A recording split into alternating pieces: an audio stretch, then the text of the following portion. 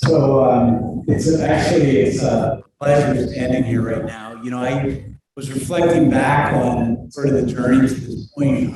I came to this campus, I guess, in 2018. Really the result of a series of phone calls. First one really coming from Leah Gore, probably about 2 years earlier than that, about coming to take a look at what's happening on this campus, and culminating in my arrival in 2018. And I'll tell you, what I saw when I was looking was sort of a vision, that you just heard from Don, and I saw that across the campus, really for this particular institution to become a leader in this space of cell and regenerative medicine, which I think at that time was I think standing right now, I mean, it's pretty clear that these therapies are likely to transform medicine in the future. They already are to some extent, but I think there's a lot more to do. But I think back then, I mean, it was, I think it was a lot of, foresight to really recognize the importance of this field. I think we've come a long way. At that point, it was, the idea was to try to get, manufactured cell products into humans on this campus, cells that were manufactured on this campus. Lots of work went into making that happen. I kind of joke that, one of the harder things I've ever done is to get cells from across the street over there, over to the hospital. It was not very far, but it seemed like it was miles away, but we made it happen. And, patients are being treated and benefiting from that work. So we've come a long way. And I think what we're here to talk about today is, what the next, I've said chapter of this is going to look like, but really with the creation of the Institute, it's not a chapter. It's a whole new, hopefully volume that we'll build together. So it's really a delight to be here. And I will say that many of you are wondering what the Institute's going to look like. I would say that stay tuned. We're in the planning stages of that. We're not really prepared, to roll out what that's going to look like, but suffice it to say that, the goal of the Institute is to really build on the success that, we've seen in this space on this campus to date. So I look forward to that. And I look forward to hearing from all of you about, the activities in cell therapy that, have resulted in us being where we're at. So thank you. And I think, who do I turn it over to, Chanel? Is it Mike? So thank you.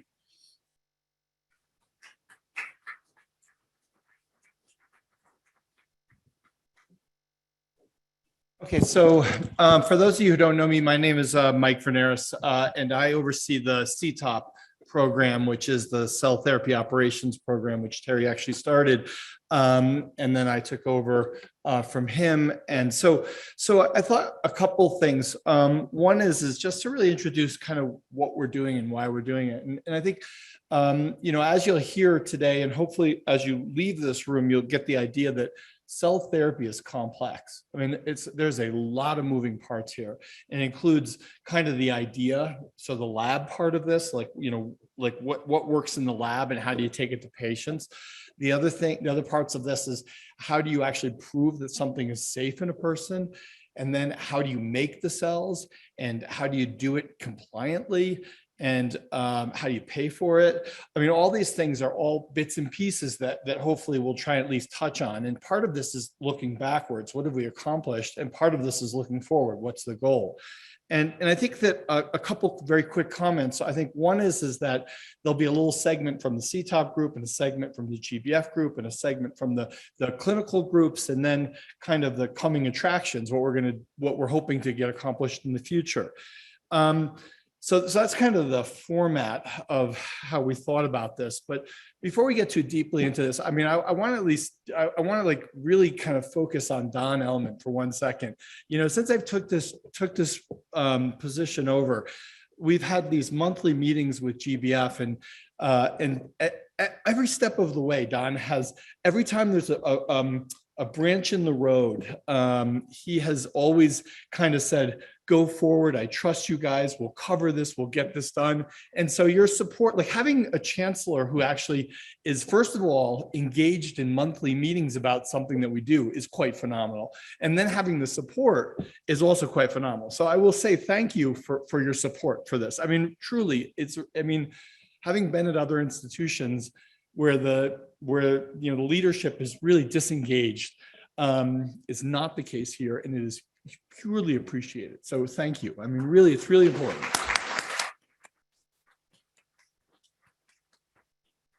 And similarly, obviously, our dean has also been like equally supportive, right? And then also the major gift that the Gates Foundation has given to us is transformative, right? It's gonna allow us to really do things that we wouldn't otherwise do. And maybe I'll just end by just anybody who's ever worked with me clinically knows that one of the things I've always tried to say is kind of trying to figure out like, why are we here and what do we do? And at least, I've done a lot of soul searching around this, and over the course of my career, I've watched a lot of children suffer and really go through some horrific things. And so my personal goal is to change the practice of medicine, and I think it's probably our collective goals. But what we're doing here is really like we're really potentially changing the practice of medicine. We're changing what the standard of care is. I mean, we're really eclipsing this period of time where someday, hopefully we'll walk up to a med student, and there'll be a new patient with leukemia or lymphoma and say, I remember when we treated these patients with chemotherapy. And instead, we're using cells now. And I really believe that we're going to get there. And we're already kind of on our path to getting there. So I think, it's a really exciting time for us in this field. And our ability to change the practice of medicine with this collective group of people in this room is really, it's tangible, it's palpable, and we can do this. And so, again, maybe without further ado, I'll kind of have Chanel start the video, and we'll kind of go through the series of talks. Good afternoon, everyone, and thank you for joining us for this inaugural Cell Therapy at CU event, where we are celebrating the accomplishments of each of the teams that have been involved in the investigational CAR T program on campus. My name is Chanel Mansfield, and I'll be introducing you to the Cell Therapy Operations team, which is housed within the Office of the Vice Chancellor for Research. We wanted to take a moment to refresh the audience on what it means to sponsor an investigational new drug application. An IND is submitted by a sponsor to the FDA in order to be granted permission to study an unapproved drug or an approved product for a new indication. In this phase of drug development, the sponsor aims to determine if the product is safe and effective in humans. The sponsor is responsible for providing the site team with information to conduct the trial properly, for submitting regulatory applications to the FDA and soliciting input, ensuring the protocol is being followed in accordance with the IND, and informing the appropriate parties, for example, the FDA, the IRB, and the Safety Monitoring Committee of relevant adverse events. The FDA is responsible for acting as a resource to sponsors, for advice on various aspects of their programs, for enforcing statutory requirements, reviewing the IND submissions, and taking regulatory action when appropriate. So within the CAR T space, the university has assumed the sponsor role for several clinical trials currently taking place on campus. The CTOP team is charged with executing on behalf of the university in this sponsor role. We feel the benefits of this model are creating a centralized operating model, which allows for a seamless transition from the preclinical phase to first-in-human clinical trials. It allows the clinical site teams to focus on the treatment and care of patients, while the sponsor team provides the overall trial management and strategy. We also build upon CU Anschutz's reputation of scientific excellence by having our regulatory experts be the communication pathway to the FDA. On the right, you will see a visual representation of CTOP acting as a funnel to pull all of the required elements of a clinical trial together through project management, regulatory strategy, and the technical writing that is required. Adding that element of risk management, that is ensuring we have proper oversight in place, allows us to execute these phase 1 clinical trials successfully on the CU Anschutz campus. The CTOP team is comprised of research scientists helping to bring CAR T clinical trials to life at CU Anschutz. Dr. Ramirez is a national thought leader in cell and gene therapy. As you can see, he holds various leadership roles in this space, as well as decades of regulatory experience. Dr. Veneris was also a pivotal investigator in key licensing CAR T trials. I serve as the administrative program director for CTOP, and my experience with clinical trials has primarily been in regulatory, finance, and project management. I've been on the CU Anschutz campus for 11 years, and I've been involved with the CTOP since the formation of the program. My primary role in CTOP is to convene and lead teams to develop and execute clinical trials, while keeping the CU leadership team apprised of the financial and strategic landscape. Before I turn this over to my colleagues, Dr. Roth and Sherry Adams, I would also like to recognize a major contributor from our partners at the Clinical Research Support Team, also known as the CREST team, Carolyn Dills. Carolyn is our clinical monitor who works tirelessly to ensure the compliance of our trial activities. Ben Achalier serves as a leader within the OVCR on his new role.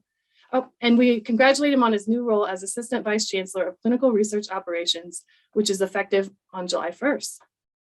With that, I'll turn it over to Sherry and Dr. Roth, who will tell us more about their backgrounds and roles within CTOP.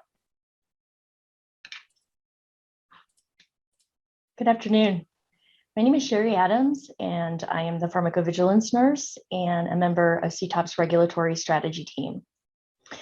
Within the CAR T cell milieu, I wanted to provide a brief overview today of how CTOP has been able to leverage pharmacovigilance and regulatory expertise in creating a successful CAR T pipeline at CU Anschutz for our investigators, manufacturing colleagues, and most importantly, our patients for whom we're entrusted to care for. My professional roots are grounded in academia with an emphasis on early phase adult and pediatric oncology trials. For me, this is a calling, and I am truly honored and privileged to be part of the CTOP team. So in the broadest of terms, pharmacovigilance is defined as the science relating to the detection, assessment, understanding, and prevention of adverse events, both short-term and long-term as mandated by the FDA. Any organization taking on the role of the sponsor for cell and gene therapy products must develop a pharmacovigilance program, which is grounded in education, training, and oversight committees. I won't go into detail point by point, but this Venn diagram illustrates the multiple domains of pharmacovigilance that CTOP has established. A critical pillar is the role of the scientific and medical director. Dr. Veneris' expertise is essential for adverse events to be accurately characterized and assessed within the context of a product's benefits and risks. And his knowledge of patient care and healthcare delivery is invaluable for developing effective risk mitigation strategies in collaboration with the site investigators. When communicated effectively, this collective information allows for knowledgeable, evidence-based support in developing appropriate response and mitigation plans. What I believe sets CTOP apart from other academic CAR T sponsored programs are the people. Experienced and qualified safety and regulatory scientists and healthcare professionals, including physicians and nurses, dedicated to providing quality safety services for our patients. Next slide. CAR T products are complex and faced with unique regulatory hurdles, and we must navigate the scientific, clinical, regulatory, and operational complexities specific to these advanced therapies. There is no one-size-fits-all approach. The overarching umbrella of regulatory affairs encompasses the interface between the sponsor, CTOP, and applicable regulatory entities. The goal of regulatory strategy is to enable patient access and involves a science-driven assessment of a product's development options, key strategy considerations, for which I've listed a few here on the slide, as well as anticipated regulatory outcomes. This is regulatory strategy is a continual process for which CTOP strives to help investigators understand the expectations, carefully evaluate potential hurdles, and create a plan to proactively address them during early development. CTOP's regulatory strategies encompass key milestones and decision points. In concert with the investigators and manufacturing collaborators, CTOP's regulatory strategies essentially addresses the 4 W's. Where and when should we start? Who is involved? And what should be included in the regulatory strategy packet? Our goal is to avert potential pitfalls when submitting an IND. This requires early CTOP engagement and developing an appropriate pathway to resolution. We want to help investigators capitalize on their success during each phase of a product's life cycle based on our bank of regulatory intelligence. And lastly, without CTOP, without CU Onship's advocacy and commitment in supporting the cell and gene development programs, none of this would be possible. And with that, I invite my colleague, Dr. Andrew Roth, to the podium. Thank you, Sherry. Hi, everyone. My name is Andrew Roth, and my background is in the basic research area, where I've learned a lot about the scientific communication through publications, presentations, and grant applications, as well as being a former consultant focused in regulatory and scientific development of commercial drugs. And I serve as the research writer and regulatory specialist for the CTOP team. As a scientific writer, my job is to bridge laboratory and clinical data that has already been put into the literature or is that currently being developed, and and merge that with developing IND/the products and associated clinical trial documents. The benefits of having an in-house scientific writer are, there are many, but here are a few that we'd like to highlight. The first is being able to shift a primary responsibility from the writing from the PI to a subject matter expert. This frees them up to, again, stay focused on the patients and the clinic. Another one is understanding regulatory constraints and strategies, which will help inform decisions during clinical development.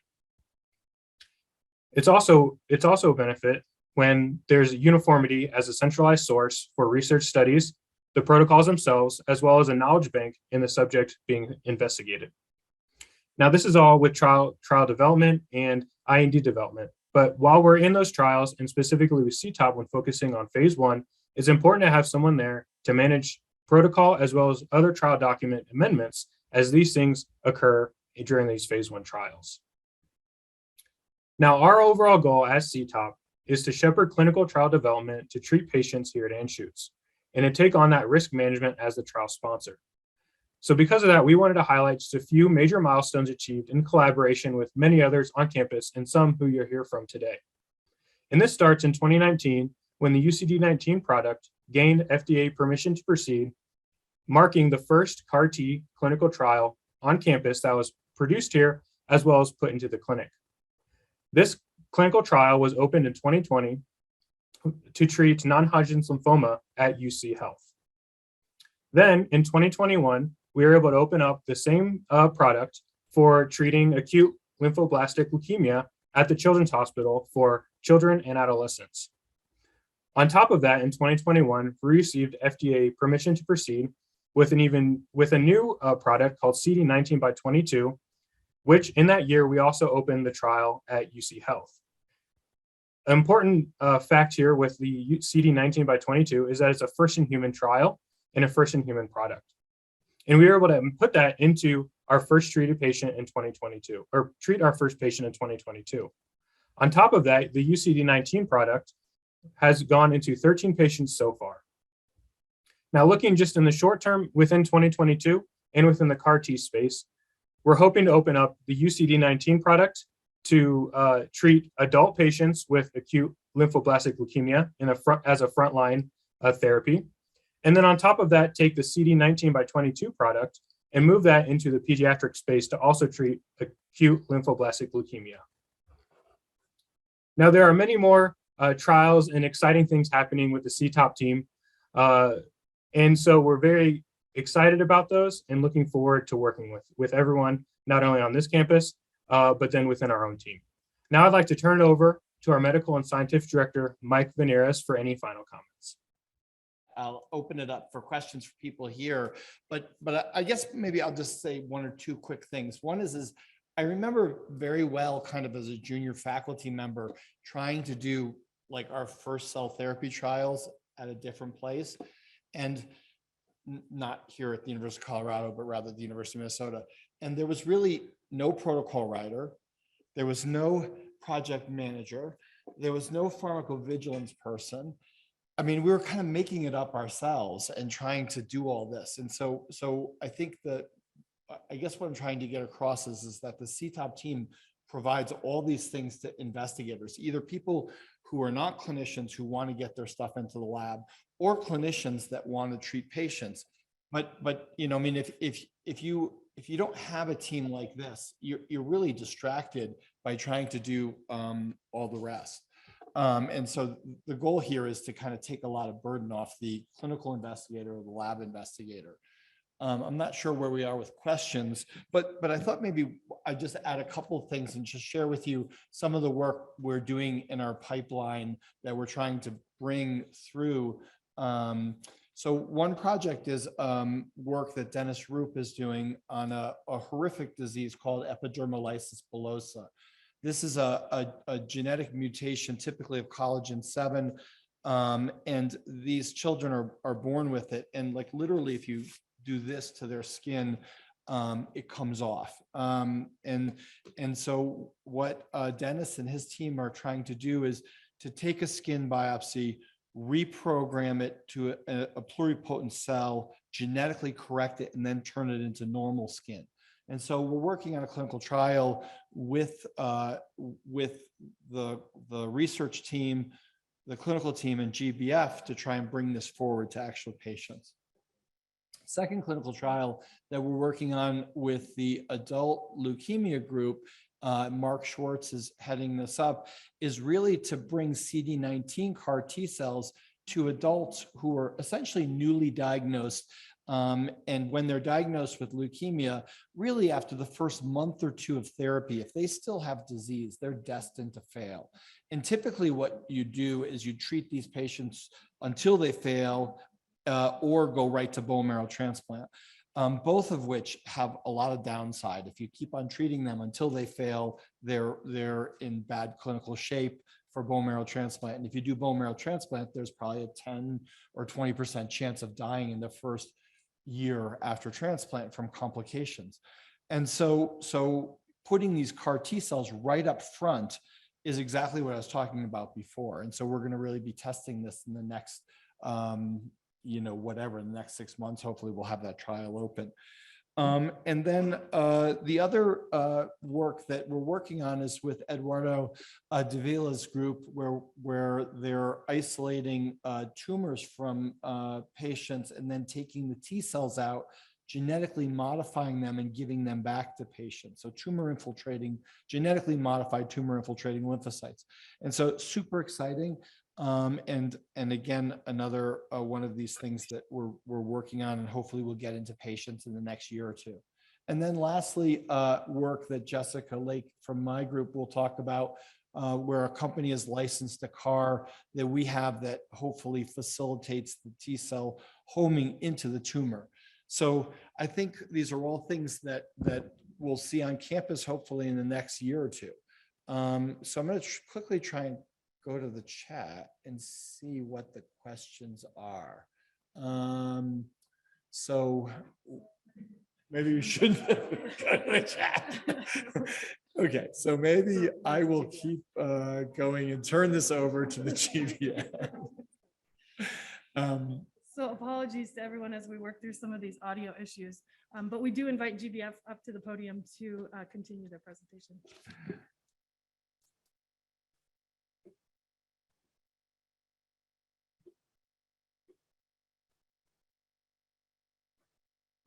Matt.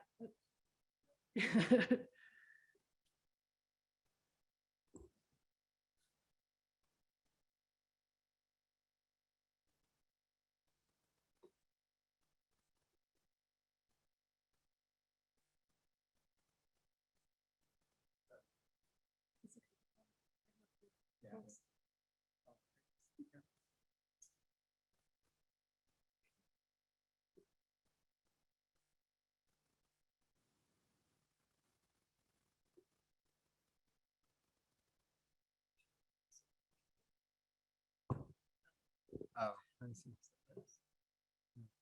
All right, can everybody hear me okay? Sorry, now it's loud, so that worked. All right, actually, I'm going to do a very atypical presentation. Since the purpose of this was really to show kind of what each individual kind of, I guess, body is trying to do to get these CAR T products on board, I wanted to make sure that we kind of gave a high level of all the, like essentially 60 people from the Gates biomanufacturing facility touch these cells as they get manufactured. And thus I wanted basically the heads of those, a subset of those groups anyway to speak today. So I guess Roger, Terry, Felicia, Chris. Then that way, when we get to that point of the slide, we'll roll through on that. In the meantime, I'll go ahead and give the background of the Gates biomanufacturing facility. And I really hope to say that I think we're now getting to the point of being a leading academic GMP facility. It's hard to run a GMP facility in an academic environment. Chuck Hickey's here from the finance side. He'll tell you that GMP manufacturing is expensive and it takes a lot of overhead and to build that out. So we've really used a lot of external clients to kind of get things going. And then we've really used this now to pivot over to the 1922 and hopefully more CAR T products and have more of a bias towards internal manufacturing, especially with the Gates Institute. So it's a pretty exciting time. So I want to give you guys that history, why we do what we do, and then kind of some of the details on what actually CAR T manufacturing looks like. Oh boy. There we go. All right, so again, our mission statements to lead stem cell biology and regenerative medicine and be a translational arm of the university. As Don stated, we started really in 2015. That's when the facility was a concrete slab. We're now up to 25,000 square feet. And with that, obviously we get a lot of support, Gates Frontiers Fund, University of Colorado Hospitals, and Children's Hospital, as well as then obviously the CU campus. We're only set up to make phase 1 and phase 2A material. So in the development of a drug, obviously the last stages right before it goes commercial are phase 3. We are always first in human studies, phase 1. So primarily they're safety studies, but obviously for CAR T therapy, the efficacy is so high, you can actually start getting clinical readouts within a phase 1 clinical safety study. We can manufacture both protein biologics as well as cell therapies at our facility. And to think about more mRNA production, plasma manufacturing, viral manufacturing, all those types of things would be coming out of the protein group and their expertise, as well as in what we do on the cell therapy side. And again, as has been mentioned, now we're part of the Gates Institute, which is exciting.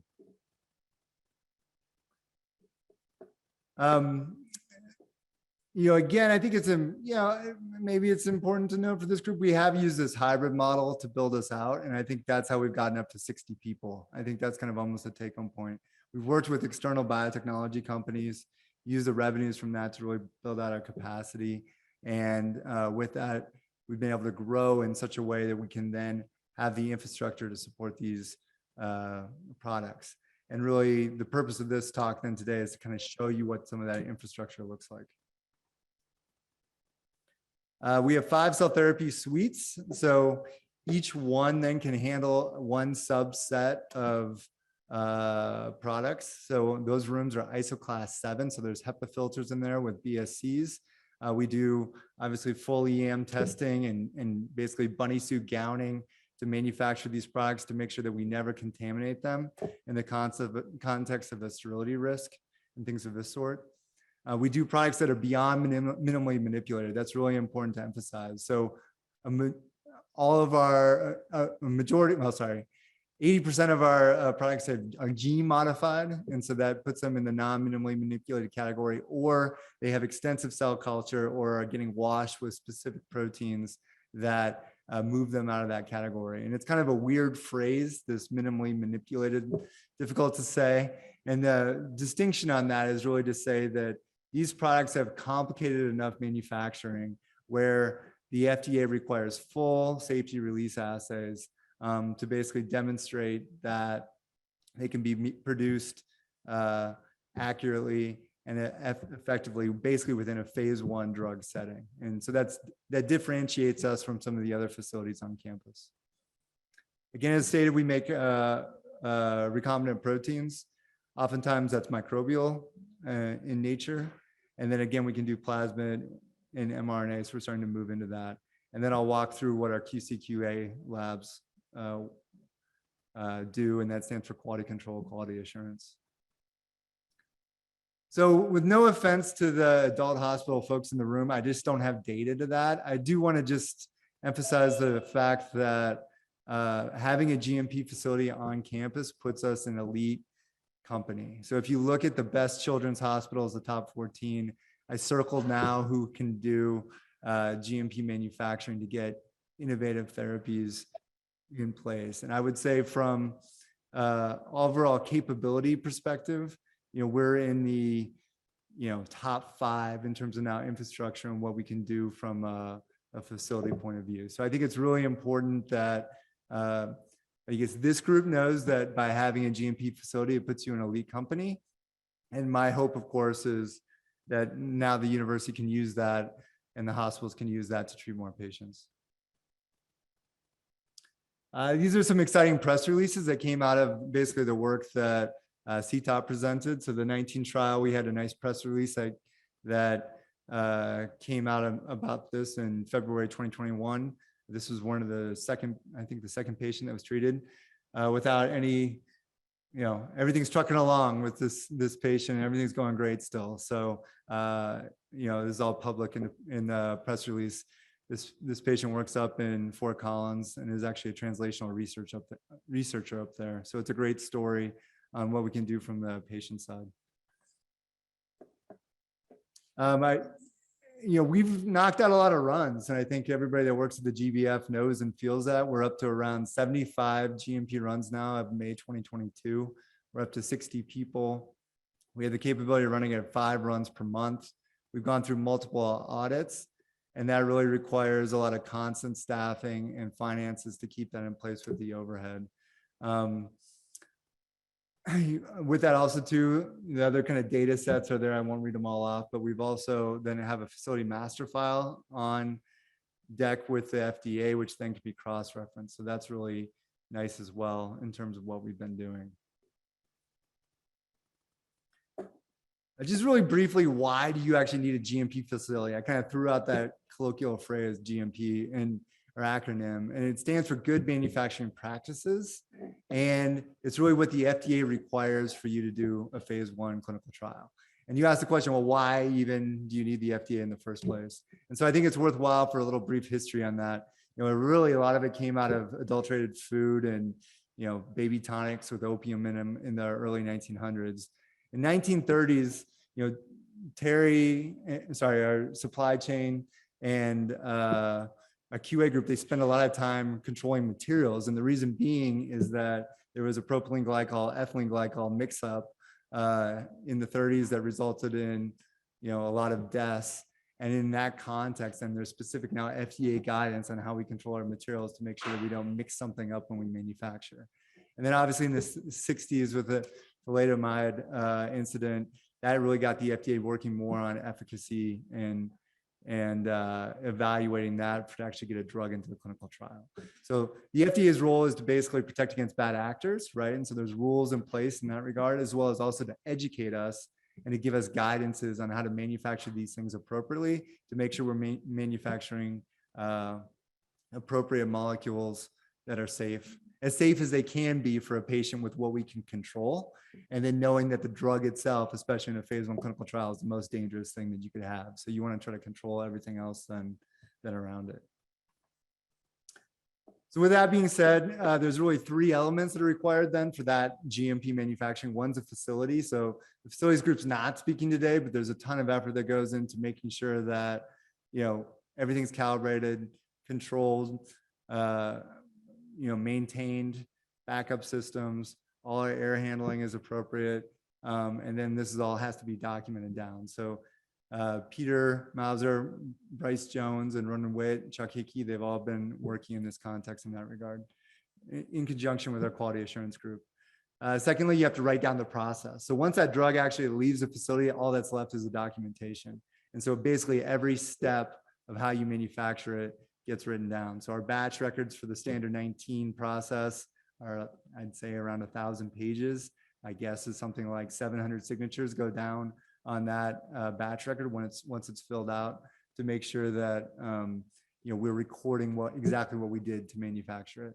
And then lastly, the QC group, coupled with QA, double check basically everything. And then the QC group will actually test that in a prospective way. We tell the FDA we're going to meet material that meets a certain specification. And then we have to meet those specs, otherwise it's a failed batch. And so we'll walk through what that looks like in a little bit. So I think with that, then I'm going to start handing it off to the rest of the groups, and they're going to just give you that little high level one slide of what they do. And again, the purpose of this is to just let you guys know of just what the 60 people do that actually make these products, and all the handoffs that are needed to do that, to get a little flavor of it as we go through the GMP manufacturing. Go ahead, Trey. I'm going to apologize for being short because you can't see me behind this. So I don't know what to do. Maybe I'll stand over here. Okay. That's the problem with podiums. So my name is Terry Foote. I'm the Director of Supply Chain and Program Management at GBF. And I'm going to talk to you a little bit about, we should be supply chain, the unsung heroes kind of in the background. And unfortunately, as many of you know, supply chain has found itself up front and center over the last 2 years. So this group has been working really hard through the pandemic, trying to make sure that we have materials. Our goal is to ensure we have the right product at the right time at the right location. Sounds like it should be easy, but we definitely have our challenges. It all starts with a great project plan, which is our project managers. And they work to put the milestones, the materials, et cetera, together with the client. From there, we start our material planning process. We have one planner, Denise Fiesel, who is responsible for that.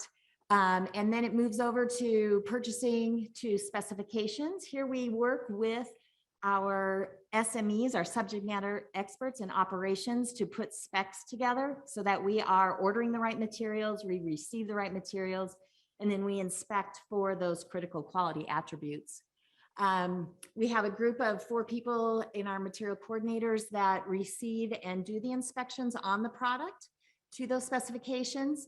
Once the QA group has released those, and Needy will talk a little bit more about that, they actually clean, wipe, rebag, label, and put materials into stock. Right now we have, and I may be wrong on this number, Allie, you'll have to correct me, but we're hitting close to 1,400 or more individual part numbers at GBF right now. So that's a lot of materials to be moving around against over our projects.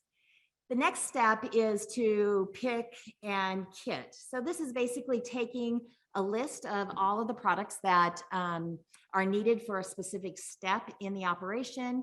And we pick those, we wipe them down, clean them again, put them in a bin, and get them back to the ops group.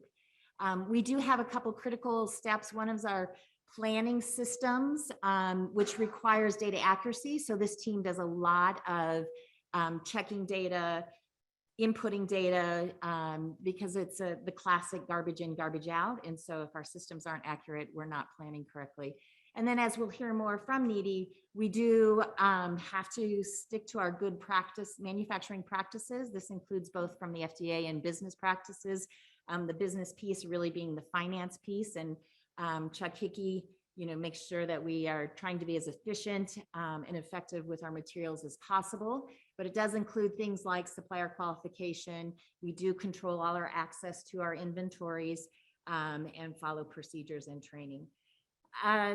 I wish I could take credit for the work that's done by this team, and I do probably the least of it. This is a very hardworking team, and if during the networking period, if you want to look for their, they should all be here, I think. And that's our supply chain project manager. Thanks, everyone.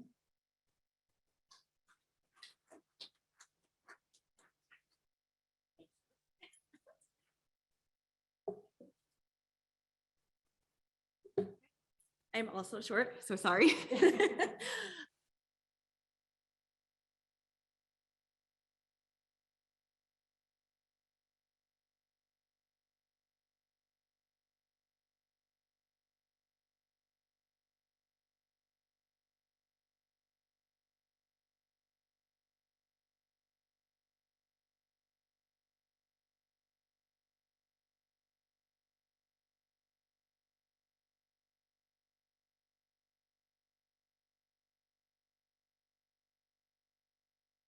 process starts and ends with the patient. So we can kind of start with the patient in our little diagram and move clockwise. And from the patient, we get an apheresis collection. So an apheresis is a concentrated blood product from the patient. We get their all the cells in their blood, and what cells we are actually interested in are the T cells, and that's what gives Car T the T. And we take the apheresis, put it back in the suites, and we're going to do fractionation of wash or and or a selection. So we select out for our cells of interest from the mixed population of cells, right? In your blood, there's all red blood cells, other immunological cells. We just want our T cells. In a T cell selection, we use instruments called the Prodigy or Clinimax Plus. There was a picture of the Prodigy. It has all this tubing and all these valves, and it selects out our cells of interest using magnetic beads and a magnetic separation. Once we select out the T cells, we have to activate the T cells. We have to tell them, okay, now it's time to grow and get activated and divide. So we have plenty of cells to infuse into the patient. And we do that using Transact or Dynabeads. That just gives the cells the signals to divide. We put the, actually next is gene transfer.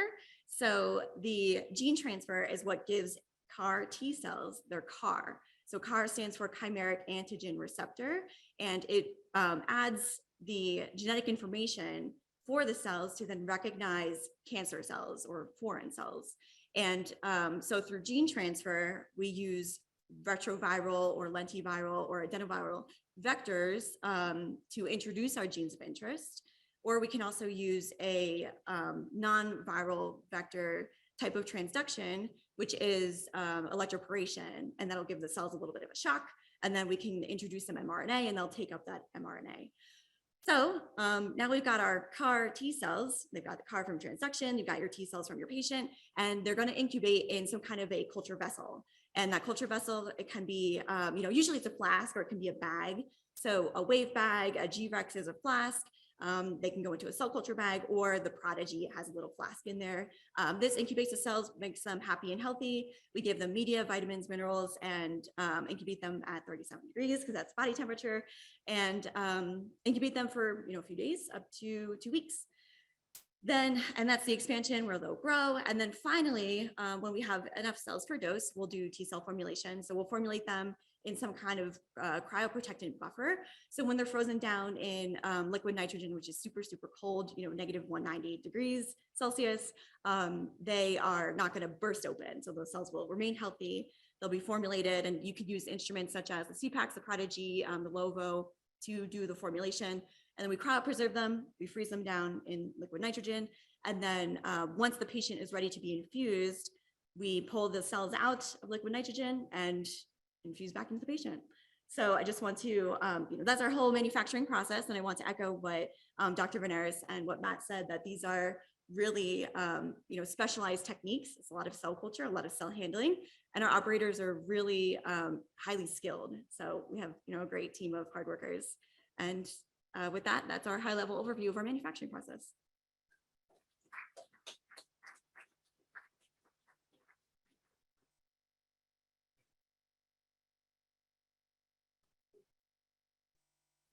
Yeah. I'm also short, sorry.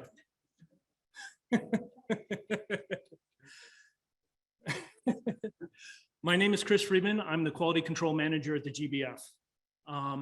I have the privilege of leading the very talented QC team. And our team is responsible for releasing the drug product that Felicia just spoke about. We have a multitude of analytical test methods that are used to test all of the attributes of a given drug product. So there's an acronym called CISPQ, and that acronym stands for safety, identity, strength, purity, and quality. So each of these analytical methods is used to test at least one of these attributes. Sometimes a given analytical test method can test multiple attributes. So these CAR T products are extremely complex. and they require lots of delicate, precise testing. So one of the main reasons we do the testing is the safety of our patients. We want to help our patients in every way, and we never want to harm them with the product that we're giving them. So that's why safety is paramount. So there's a multitude of safety tests that are performed on each drug product that we release. Appearance, endotoxin, gram stain, sterility, which is actually sent out to a third-party laboratory. That's one of the few analytical tests that we don't perform in-house at the GBF. We test for identity.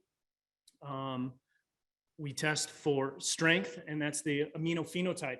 So that's to confirm that the CAR expression is there and that we have appropriate levels of CAR expression. We have purity, that's also immunophenotype. So we have target and non-target testing, making sure that we eliminate the target cells during the selection process, things like CD56 cells. And then we have quality to make sure that all the remaining quality attributes are there. So we have release criteria for each of our drug products, and each of these drug products must meet that criteria. Otherwise, we have something called an OOS, which stands for out of specification. So this is the check on the drug product that we manufacture at the GBF. And if it meets all of those established criteria, we can then release it and have confidence that it's going to be safe and efficacious for our patients. So all of this is possible with the hard work from the quality control team. So.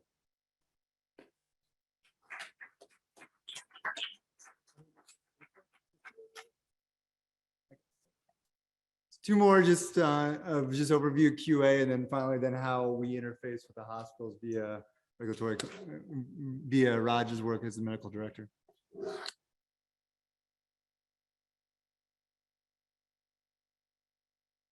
I'm not tall and I'm not short. Hi, my name is Nidhi Kotecha. I'm a QA scientist at the Gates Biomanufacturing Facility. And I'll provide a brief overview of the quality team, the QA team, what we do, why we do it. To start with, I divided this flow diagram in two sections, Cgmp preparation and Cgmp implementation. We can see it like before the IND goes effective and after it goes effective. So what QA team does is during the GMP preparedness phase. So as Matt mentioned, and we all know, the cell therapy is a complex manufacturing process. So we built the QMS system, quality management system, that goes hands in hands for regulatory compliance as well as product development. It's called QPulse. We also have facility master file, as Matt mentioned. It's registered with FDA, and we keep updating it. And then during that phase, we also control the well-defined procedures, training program, material inspection, and CAPA program in accordance to the guidance for industry from FDA.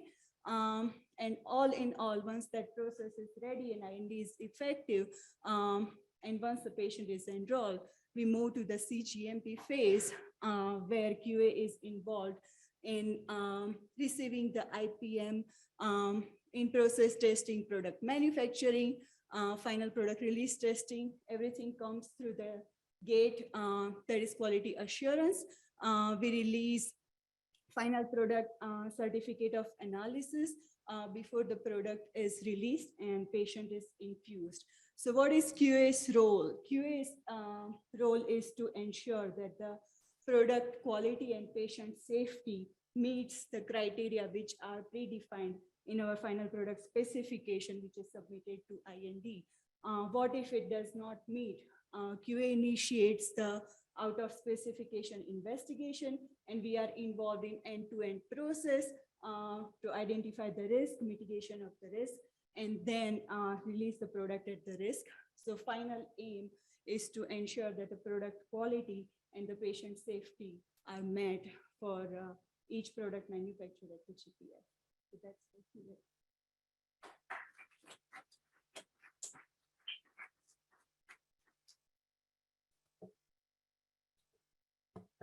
So Roger's going to speak basically on the medical interface. I do want to take this time just to thank Roger for all his time at the Gates Biomanufacturing facility. I think it's been, I want to say like 3 to 4 years. I was exactly as a medical director. And I think, there's been a lot of, I mean, it's taking a lot, right, to interface everything together, as Terry said, right? Then one of the most challenging things is getting cells from across the street over to here.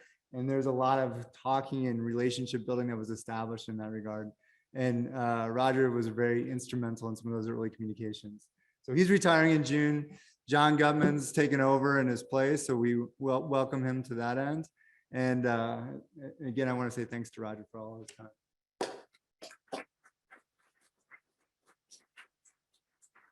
Greetings, everybody. I think just to say a couple things very quickly before I run down what's on the slide. I think one of the things that's impressed me most through these 3-4 years that I've been involved with the GBF is the collaborative spirit across all these different areas of expertise that have had to be coordinated to make this all go forward.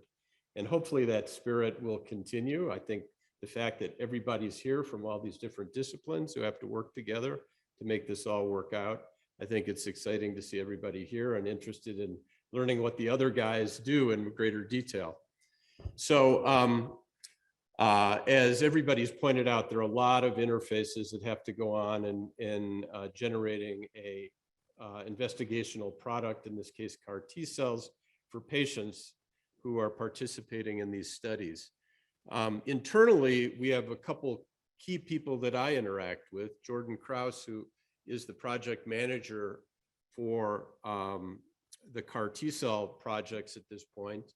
And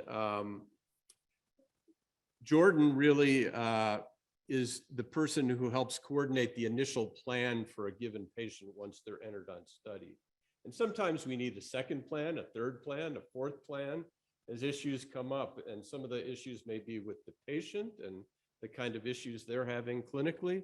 And sometimes the issues are on the manufacturing side, where we're having challenges with manufacturing, perhaps an out of specification, an OOS kind of issue with the product.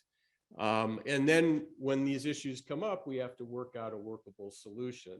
So there's a lot of dialogue that goes on at those times.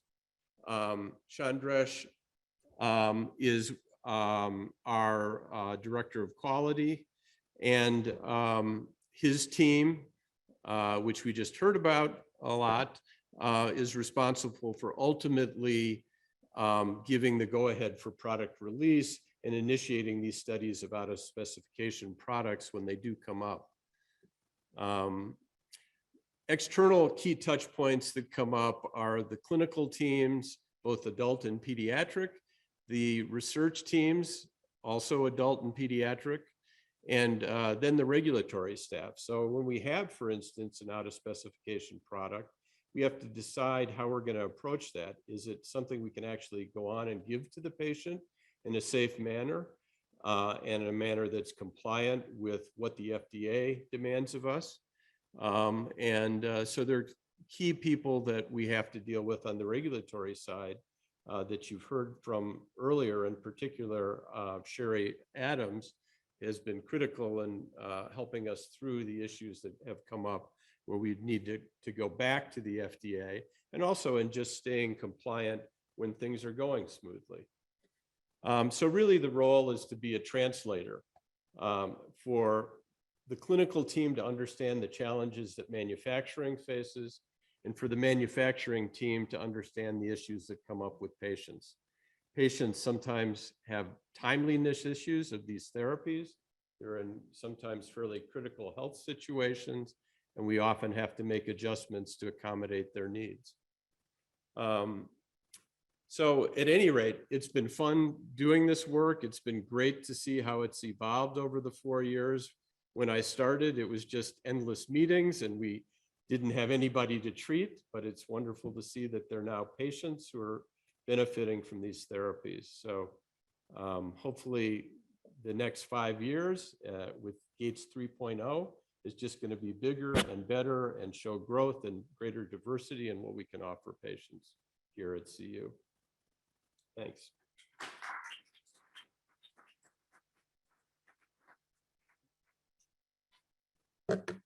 Yeah, so that really ties up our presentation. But again, I just want to say thanks again to all our sponsors. Again, that upfront capital that it took to build the GBF was very, very critical, as Don articulated.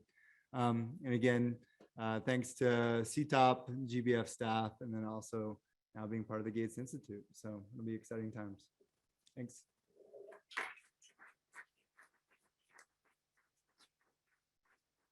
Thank you to the fantastic GBF staff. We're going to move on now. Let me pull up the next presentation. All right, so we're going to move on to HCTU. Rachel Treitman, if you want to come up and give this portion of the presentation.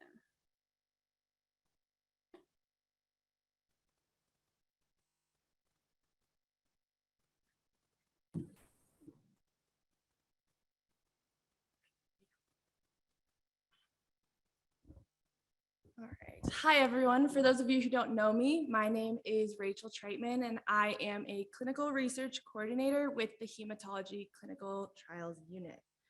So the Hematology Clinical Trials Unit, or the HCTU, is comprised of multiple different individuals that work together in order to make this research a success. This research would not be possible without the collaboration of all these different groups. So just to introduce a little bit about our team, we have the leadership and the CRC leads. These people are responsible for overseeing the entire team and making sure everything runs smoothly, whether that's with the trials, with the research, patients, everything. Then we have the clinical research coordinators, and these are the individuals that work closely with patients. So they really are the patient's first form of contact for any questions throughout the entire process while they are on trial. They go ahead and make sure that the patient's care, the patient is understanding the protocol and all of the measures that they're going through throughout trial, and making sure they work with different clinicians to make sure the treatment is the best possible for this patient. Then we have the data coordinators, and like the name suggests, they work specifically with all of the data that we collect. So it's really important that the data coordinators work with the clinical research coordinators in order to make sure all of the measures that we are recording, any biomarkers, disease evaluations, get entered into the electronic source. And this is especially important for outside sponsors who may not have access to the data we are collecting. Next, we have tissue bankers. The tissue bankers work and collect tissue that can be stored and used for future research. So this is really important when we consider the future of CAR T research and what might be possible in the future. And this allows us to have those samples and have those data points so that we can use them in the future. We also have lab coordinators, and the lab coordinators work specifically with the samples that are drawn per protocol. So sometimes sponsors will have specific needs that they'll need. So they'll draw central tubes that are then sent to a different laboratory so they can do their own research on those samples. And the lab coordinators are specifically essential in processing and shipping those samples to the labs in a timely manner. We also have our finance department, and our finance department goes ahead and sets up the budget when we first open a trial. They make sure all the study assessments are built correctly and really make sure that our department stays up and running in a cost-effective way. And then finally, we have our regulatory personnel. These regulatory personnel make sure that we stay compliant with all different organizations that we interact with. This can be anything from the FDA, the IRB, or the sponsor's specific protocol. They make sure that we stay compliant and any deviations that might occur get addressed in a timely manner. So our division is supported by numerous different sponsors. This can be in funding, or this can be in working with specific organizations like GBF. And that really helps make this research possible. The HCTU coordinates not only CAR T therapy and CAR T trials, but multiple different studies for multiple different disease groups. This can be lymphoma, leukemia, multiple myeloma, and all of these different therapeutics that we are working on developing can be oral, IV therapeutics, and CAR T is something that we have specifically been working on over the past couple of years. So we really pride ourselves in being the pioneer for CAR T research. The HCTU implemented and coordinated the first CAR T trial here on campus, and since then has led the charge in different CAR T studies. So present day, we have 3 CAR T trials. We are working on actively accruing patients, and we have patients that are admitted right now going through those cell therapies.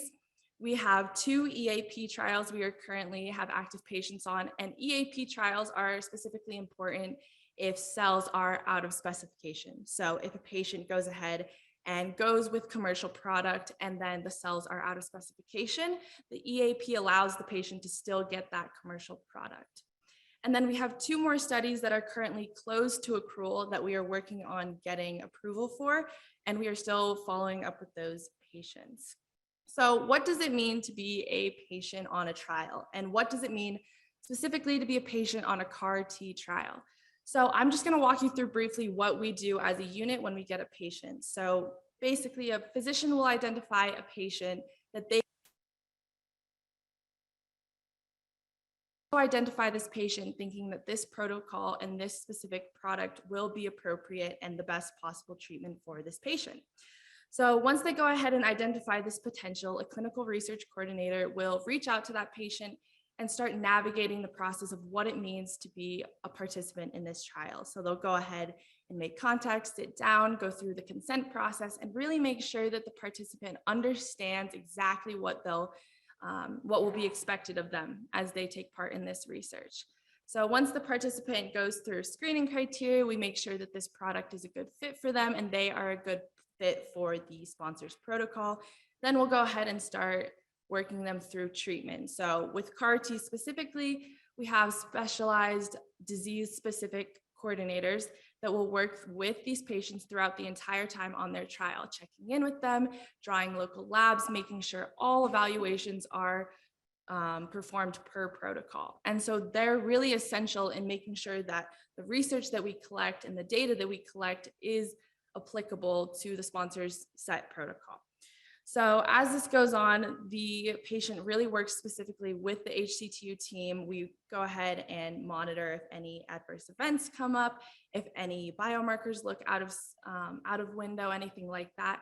We'll go ahead and continue to monitor them throughout their participation on the trial. So we work with a lot of different organizations, GBF, CTOP, and we wanted to recognize specifically Clinimmune. So Clinimmune is an organization on campus that works with all of the stem cell products on campus. And we work very closely with them to make sure that any cell products that we are giving our patients are delivered proper time and proper place, proper patient, all of those things. So for example, Clinimmune is really important in the transport and the quality assurance. So once a patient goes through apheresis, those cells are collected by Clinimmune, and Clinimmune will then transport them and make sure they are viable so they can make it to manufacturing. Because some of the cells that get manufactured are across the country. So these central labs are located all over the country, and Clinimmune really helps to make sure that they're processed and ready to ship and shipped in a timely manner. And then once the cells are manufactured, we'll set up cell delivery. The other manufacturing companies will ship their products to us.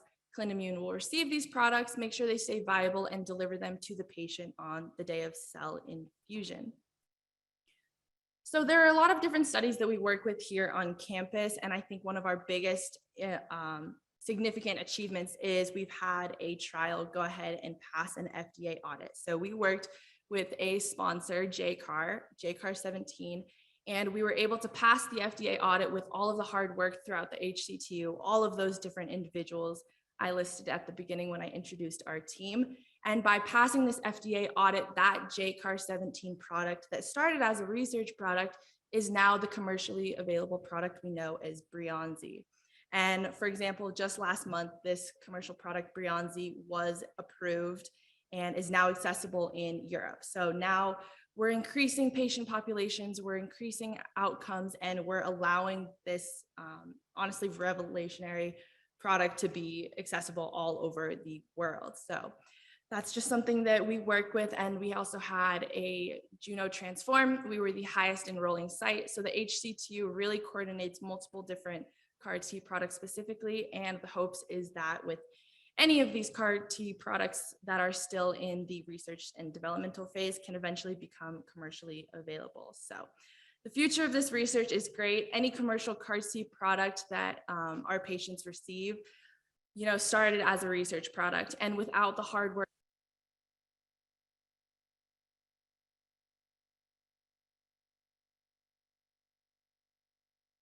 commercially available. And with this, we're really broadening the amount of people that can receive this incredible therapeutic product. So I just wanted to say thank you for your time, and I am excited and look forward to the future with CAR T therapy, specifically CAR T therapy research that we are doing. So thank you.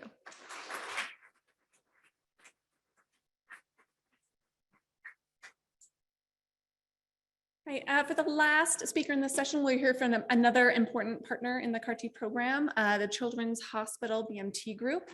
And with that, I will hand over to Danielle Kelly. Let me pull up your slides.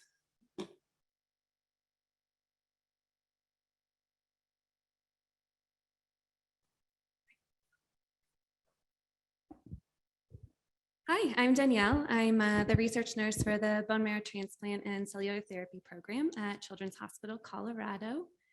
I'm just going to take a brief moment to introduce our group and how we interface with the people who have already presented so far. So our group is made up of 12 physicians, some of which will be speaking a little bit later today, so you'll hear more from them. We also have 6 advanced practice providers and 2 BMT CT specific pharmacists.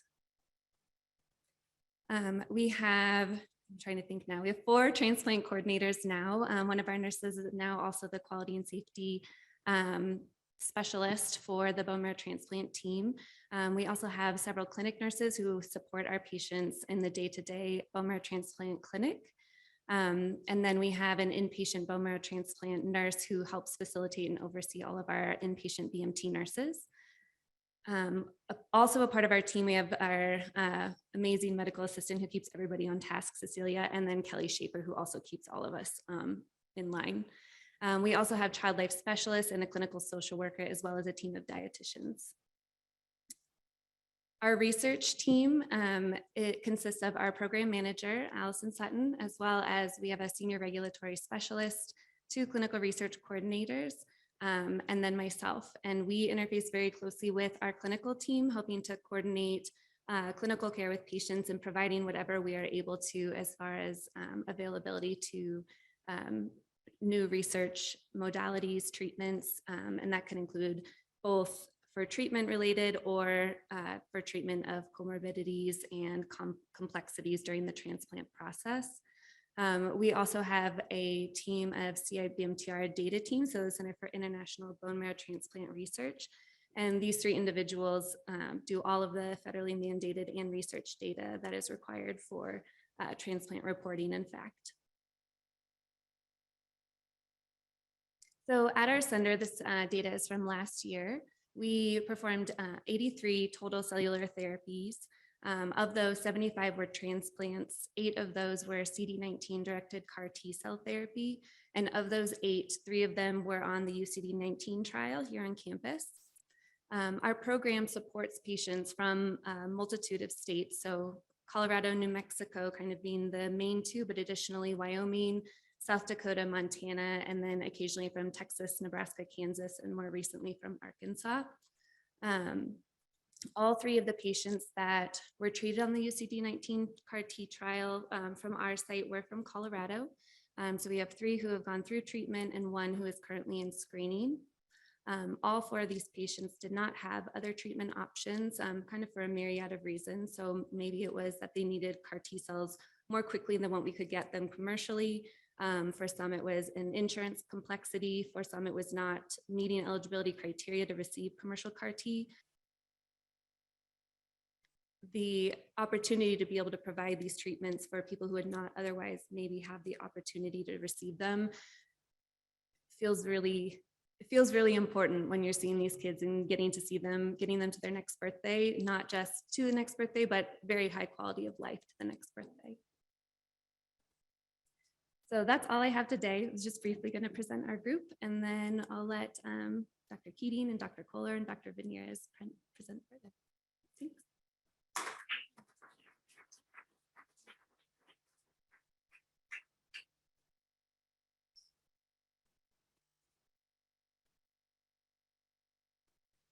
Okay, so that is our last speaker for the first session.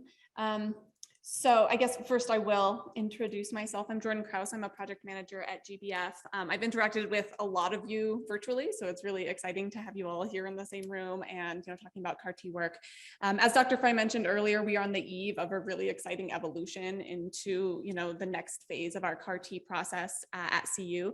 And right now is your moment to influence that continuous improvement by giving you some feedback based on your experience and your interaction with the CAR T program. So we encourage you to find someone with the same networking color. Oops, go back here on your card that you were given at registration, and talk a little bit about your experience with the CAR T program, your thoughts about the CAR T program. Feel free to leave us any notes you want. The next session will start promptly at 5. Refreshments out in the lobby, restrooms down the hall. So please be back here at 5 for the next session. Thanks.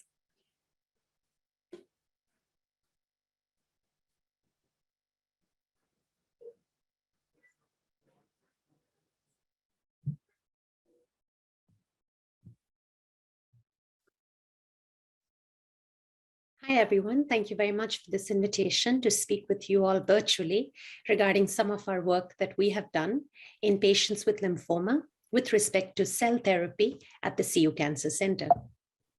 By way of background, lymphoma is not one disease. It's made up of nearly 85 different subtypes. As a result of this heterogeneity, each of these subtypes are treated with a slightly more nuanced approach, and thus the management does vary from one subtype to the other. Within B-cell non-Hodgkin lymphoma, as you can see on this algorithm, that constitutes nearly 85% of all lymphomas, they are divided further along about 45 different subtypes, primarily divided into 3 buckets. Aggressive B-cell non-Hodgkin lymphomas are fast-growing lymphomas. Initially, with chemotherapy, these patients can be cured in about half of the times. However, nearly 40 or 50% of patients will eventually relapse to need more treatment. Indolent lymphomas are more slow-growing lymphomas. However, they are chronic diseases. As a result, they are certainly treatable, but they do have a tendency to come back. As a result, at least for 2022, they are considered incurable diseases. And mixed lymphomas is really a subtype which can manifest either as an indolent lymphoma or as an aggressive lymphoma, but for the most part, they are also considered incurable but treatable conditions.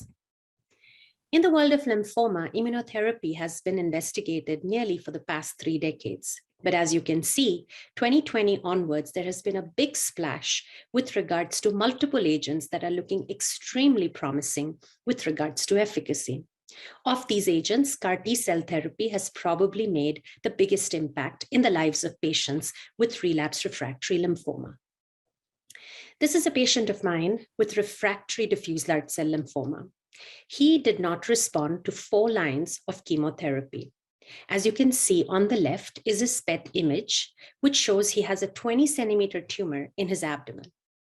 At that point, we did have a clinical trial with CAR T cell therapy that was active and enrolling at the University of Colorado. And that clinical trial was life-saving for him.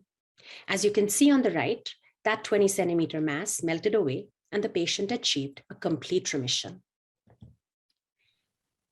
So far, with regards to CAR T cell therapy, the FDA has approved 3 constructs: axi-cel, Cell, and liso-cel. We have been fortunate enough to have clinical trials with these constructs at the University of Colorado.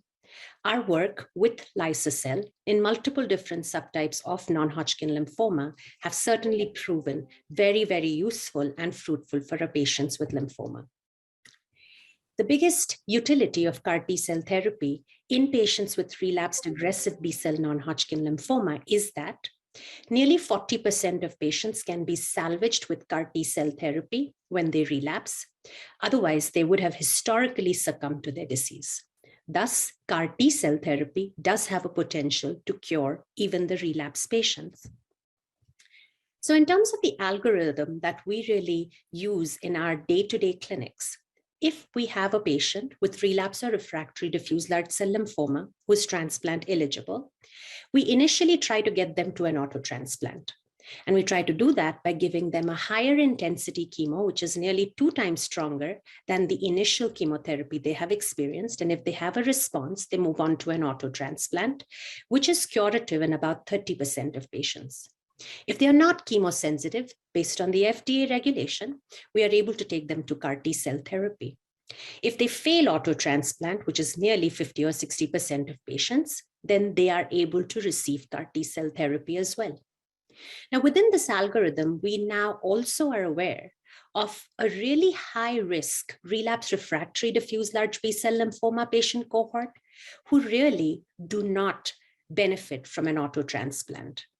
And you can see on the right, based on this meta-analysis, that the complete response rate in those patients who have relapsed within 12 months of frontline therapy, the rate is less than 10%, with a survival of only 6 months. As a result, if CAR T cell therapy works in the third-line setting, it is intuitive to try it in the second-line setting. And based on that, there were 3 pivotal randomized trials comparing CAR T cell therapy to standard of care, which is auto transplant, in high-risk second-line relapsed diffuse large B-cell lymphoma. I'm extremely honored to say that we did participate in this study called the TRANSFORM study, exploring lisocabtagene against standard of care, which is auto transplant in high-risk relapsed refractory diffuse large B-cell lymphoma. This was a study that was conducted across the world, over 47 sites, and we were the lead enrollers on this trial, meaning our patients got the benefit of this CAR T construct nearly 4 years before it showed its results. The TRANSFORM study recently read out, and the median follow-up, albeit short at 6 months, the primary endpoint was met, with the event-free survival being significantly longer in patients who received CAR T in the second-line setting compared to patients who were intended to be taken to an auto transplant. I wish I had the time to show you multiple other trials that explored CAR T cell therapy in other subtypes of lymphomas. But at this time, the FDA has approved these CAR T cell therapy constructs in at least 3 subtypes of lymphomas. So it all looks good, right? However, we certainly have much more work that needs to be done. And that really comes in terms of these unique toxicities that CAR T cell therapies can make patients have. Primarily cytokine release syndrome, wherein there is diffuse inflammation, as a result of which patients can have low blood pressure. They can end up with lots of shortness of breath. Sometimes to a point, they may even end up in the ICU.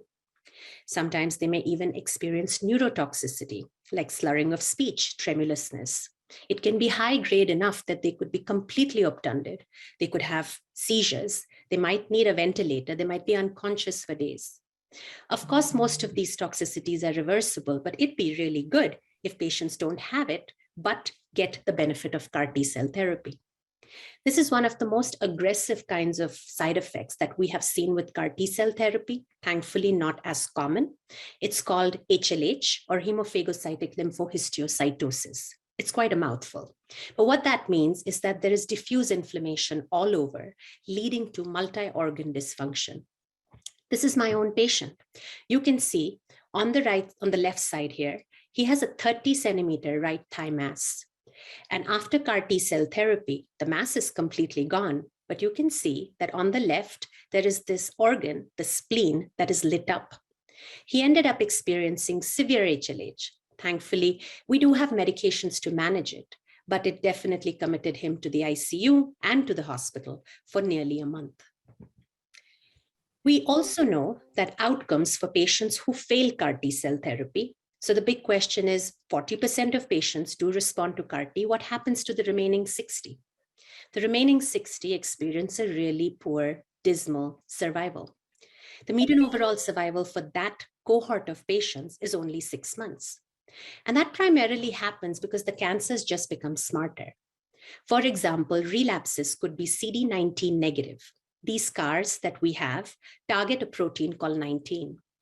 And usually the cancers can end up becoming smarter, and they can end up losing the 19. The scars have nowhere to bind.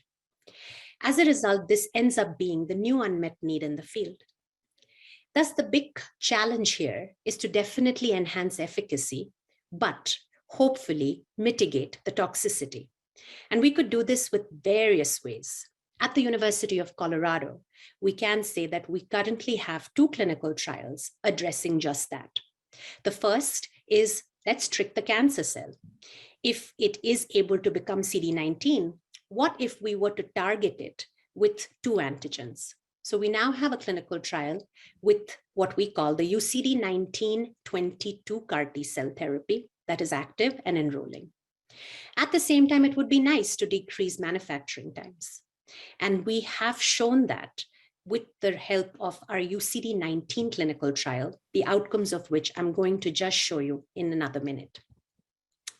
So this is our first effort to really demonstrate our ability to manufacture as well as assess the feasibility and safety of our CD19 CAR T cell therapy in patients with relapse refractory B-cell non-Hodgkin lymphoma.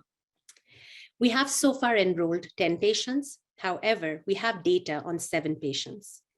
And extremely exciting to note that the manufacturing was successful in all patients.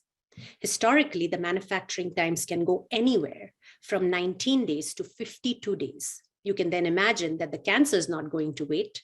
As a result, some patients succumb while waiting for CARs that are being manufactured. This clinical trial, which is open at the University of Colorado, this trial has the ability to manufacture CARs within 2 weeks. So kudos to the scientists who have been able to do that. And we now have evidence to suggest that this can be safely done in our patients. More importantly, at a median follow-up of 12 months, of these 7 patients, 6 patients, around 3 months after receiving CAR T cell therapy, achieved a complete response, meaning all of their cancer melted. 5 of those 6 patients continue to remain in a complete remission at a median follow-up of 12 months. Even more exciting, and which is the goal, which is to deliver not only a highly efficacious product, but also an extremely safe product. Only 2 patients experienced low-grade cytokine release syndrome, and 1 patient experienced low-grade neurotoxicity. Most of the patients were just bored in the hospital. Boredom is good, as we say, for most of these patients who did get their CARs without experiencing significant toxicity. So at this time, at the University of Colorado, at the Anschutz Cancer Center, I would highlight multiple clinical trials in the past and the present that not only fully enrolled, but became FDA approved. Thus, our patients were able to get the benefit of CAR T cell therapy way ahead before FDA approved this construct. At this point, I'm extremely excited to see the outcomes and follow-up of our UCD19, which is our homegrown in-house CD19 CARs. It is enrolling and initial responses are extremely promising. The future, though, is probably about bicistronic CARs. And UCD1922 just opened. We enrolled our first patient. Happy to report that the patient did not experience any toxicity, and clinically, his tumor did show shrinkage. So we're really, really very kicked to see what the future of CAR T cell therapy is. And I do think it's extremely promising, but challenges remain with regards to making sure that we continue to decrease manufacturing times. We work on reducing toxicity, thus achieving long-term durable remissions. At the end of the day, I truly believe that clinical trials are the key to curing lymphomas. This is my UCD lymphoid malignancy program, established in 2015 with the stellar group of men, with our latest entrant, Dr. Major, who will be joining us this summer. So with that, thank you very much. And I'm so sorry I could not make it in person. So I think we'll hold the questions to the end. The next speaker is Jessica Lake, who was a fellow actually in my lab, and now she's an instructor here on campus. And she's going to talk about some work on CAR T for solid tumors. Jessica.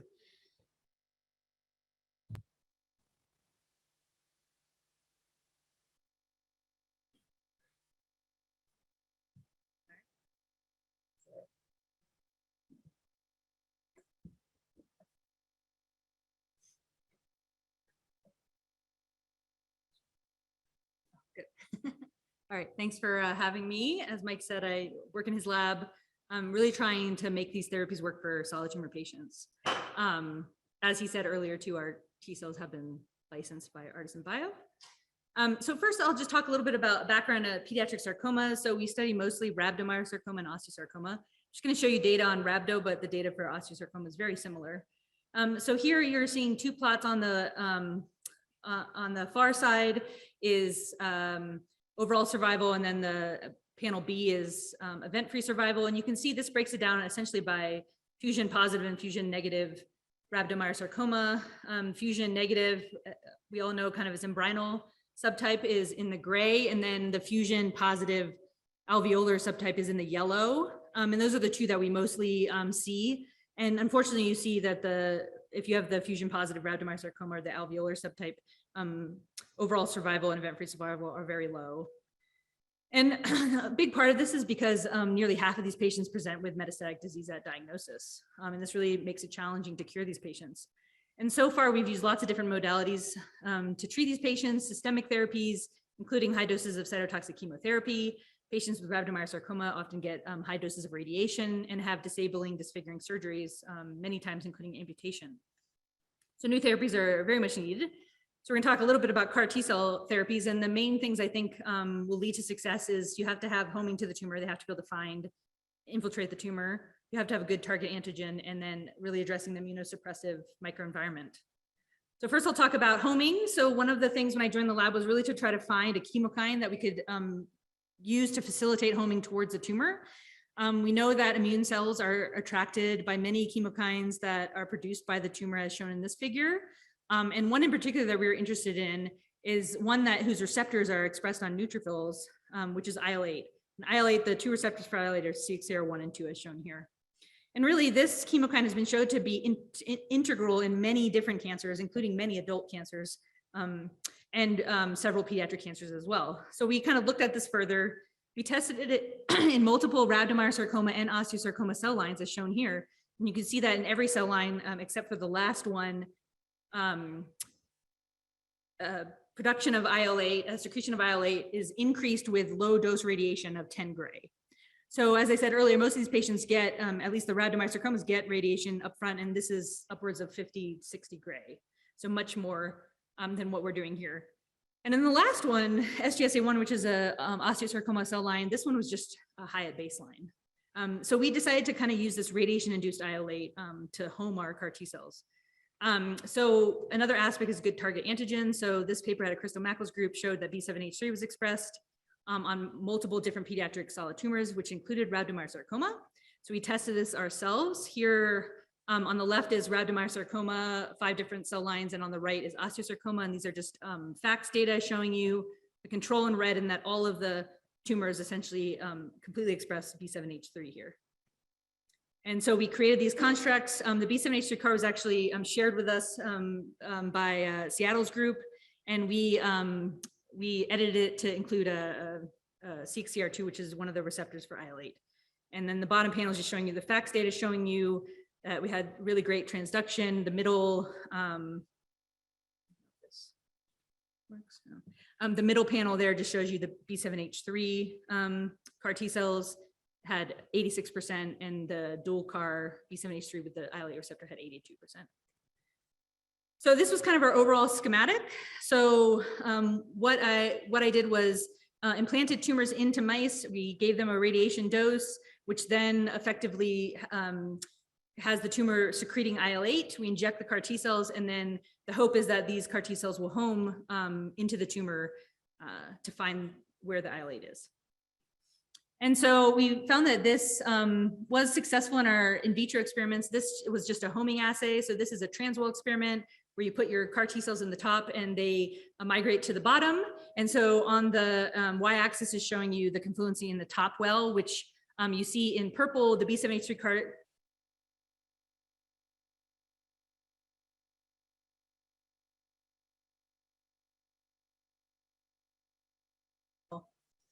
and when we test cytotoxicity, we see that this is again an incucide experiment with tumor spheroids on the left here. showing that after we added either B7H3 CAR T cells in the middle panel or the dual CAR in the bottom panel, you see the green, which is the caspase activity, which just shows you apoptosis of cells. And so it's brighter in that bottom group. And when we watch it over time, again, we see in purple is the B7H3 CAR, and blue is the one with has greater caspase activity quicker and to a higher extent. So next step was to test this out in mice. And so we created an IL-8 overexpressing rhabdomyosarcoma cell line, injected that into the leg, orthotopically into the leg of mice, NSG mice. And then a few days later, injected the CAR T cells. And as you can see here, we had just mock T cells, the B7H3 CAR and then the B7H3 CXCR2. And the dual CAR group, the tumors were completely eradicated in all the mice by 4 weeks, whereas the other two groups, all the mice had to be sacrificed by 4 weeks. And we followed them out to 100 days, and all these mice were still healthy, living their best life without any tumors. So we talked about those two things. The last thing I'll kind of address is we've been looking at these tumors and interestingly wanted to see how their metabolism differed. And so we know that the tumor microenvironment is metabolically restrictive. It can suppress T cell function through nutrient competition, secretion of immunosuppressive metabolites. And all of this can impact the function of your CAR T cells. So we compared our B7H3 CAR T cells to the B7H3 CXCR2 CAR T cells. And in here, the blue is an unstimulated cell, so essentially without added cytokines, and the red got stimulated with recombinant IL-8. And here you can see that the open squares is kind of the basal level, and then the closed ones is after they were stressed. And the B7H3 CXCR2 CAR T cells have greater metabolic flexibility. They have higher both energetic and glycolytic properties. And when we look here at ATP production, we see that the B7H3 CAR T cells with CXCR2 have greater ATP production.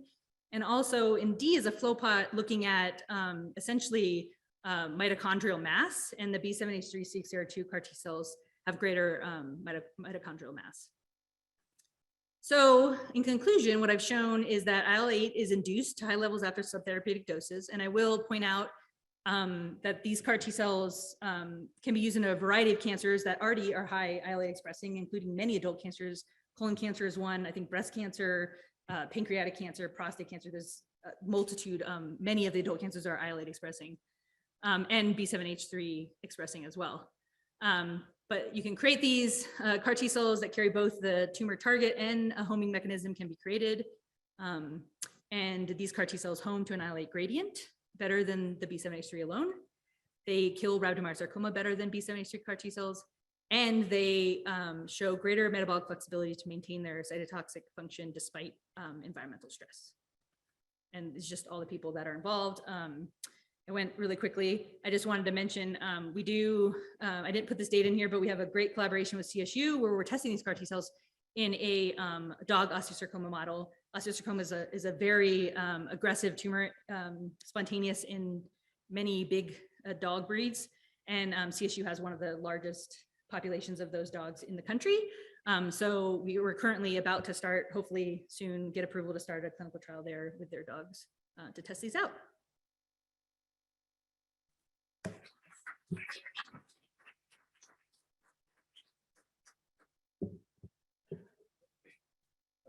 Yeah, so Jessica is actually on call tonight, and so she's moonlighting, and so she's headed to the hospital. I'll try and answer any questions.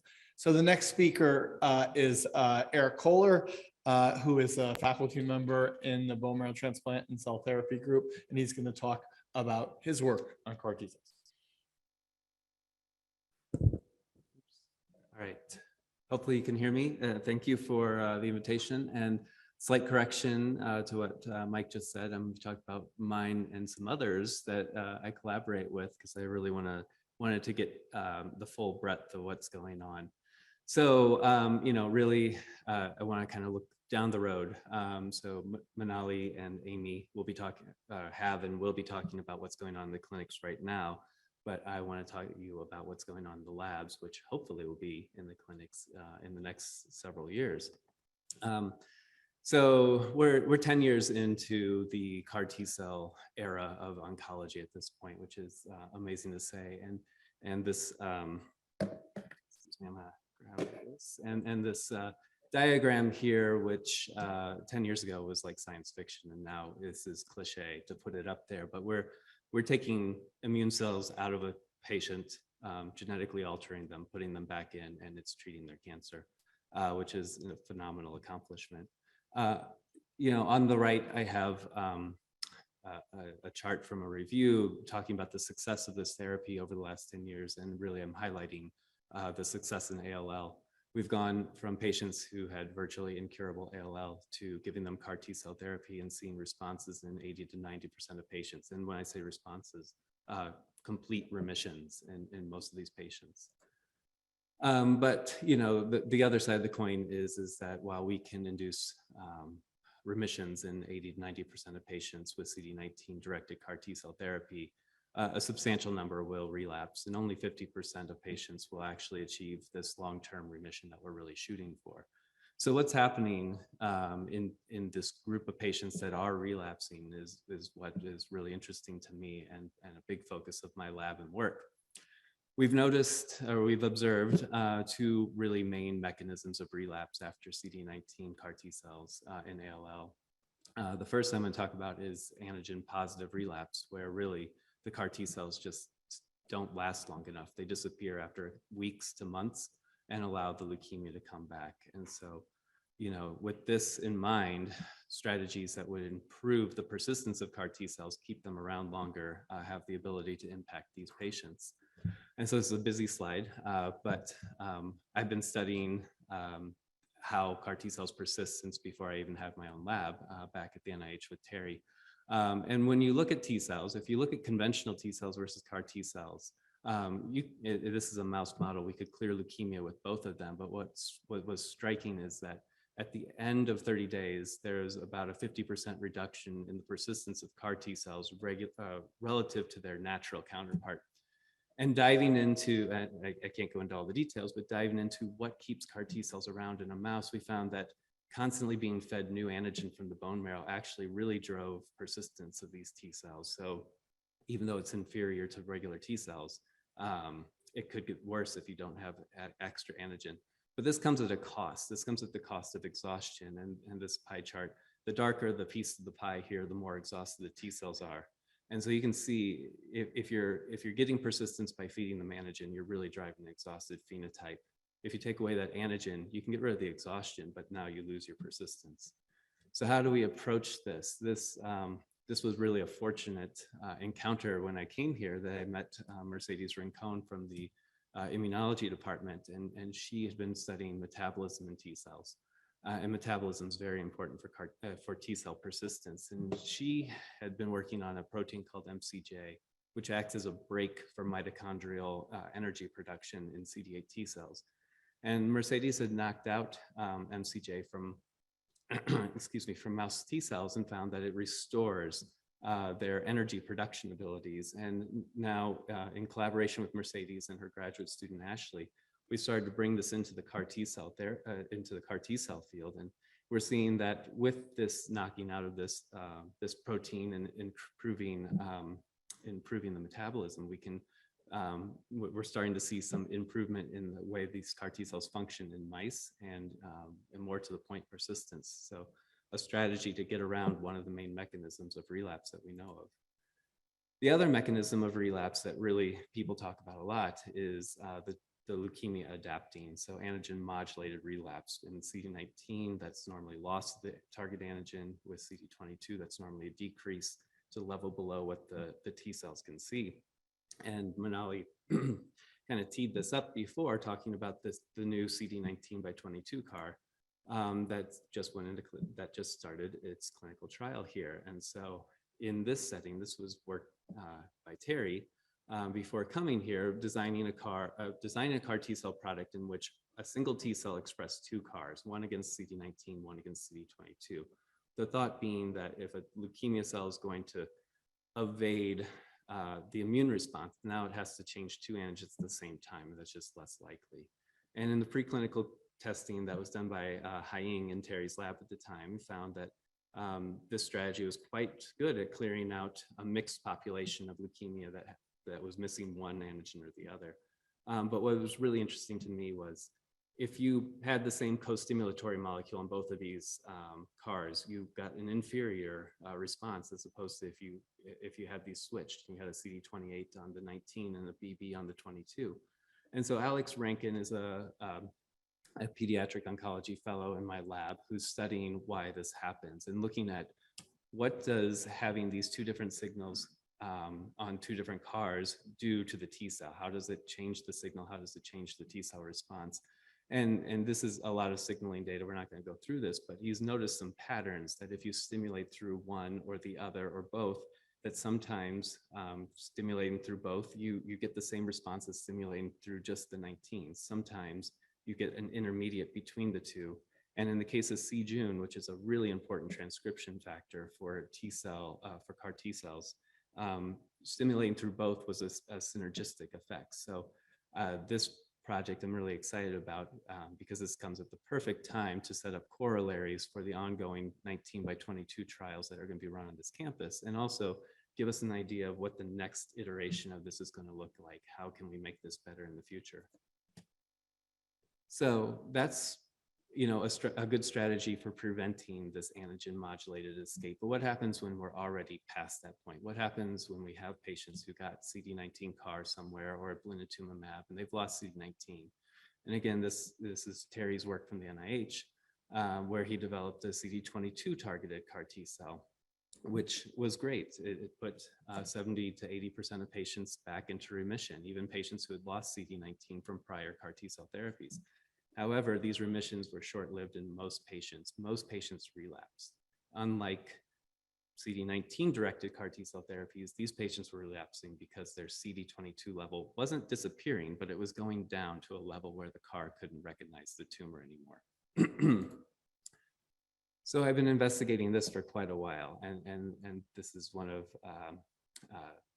so to investigate this, I really started with this hypothesis that this lower level of antigen triggered an inadequate signaling of the CAR T cells, which led to this inadequate function and eventually relapse. And so Kathy Danis, who's a postdoc in my lab, has done amazing work over the last year looking into this. And she really dove into what happens signaling wise when you lower the, excuse me, when you lower the level of antigen a CAR T cell is seeing.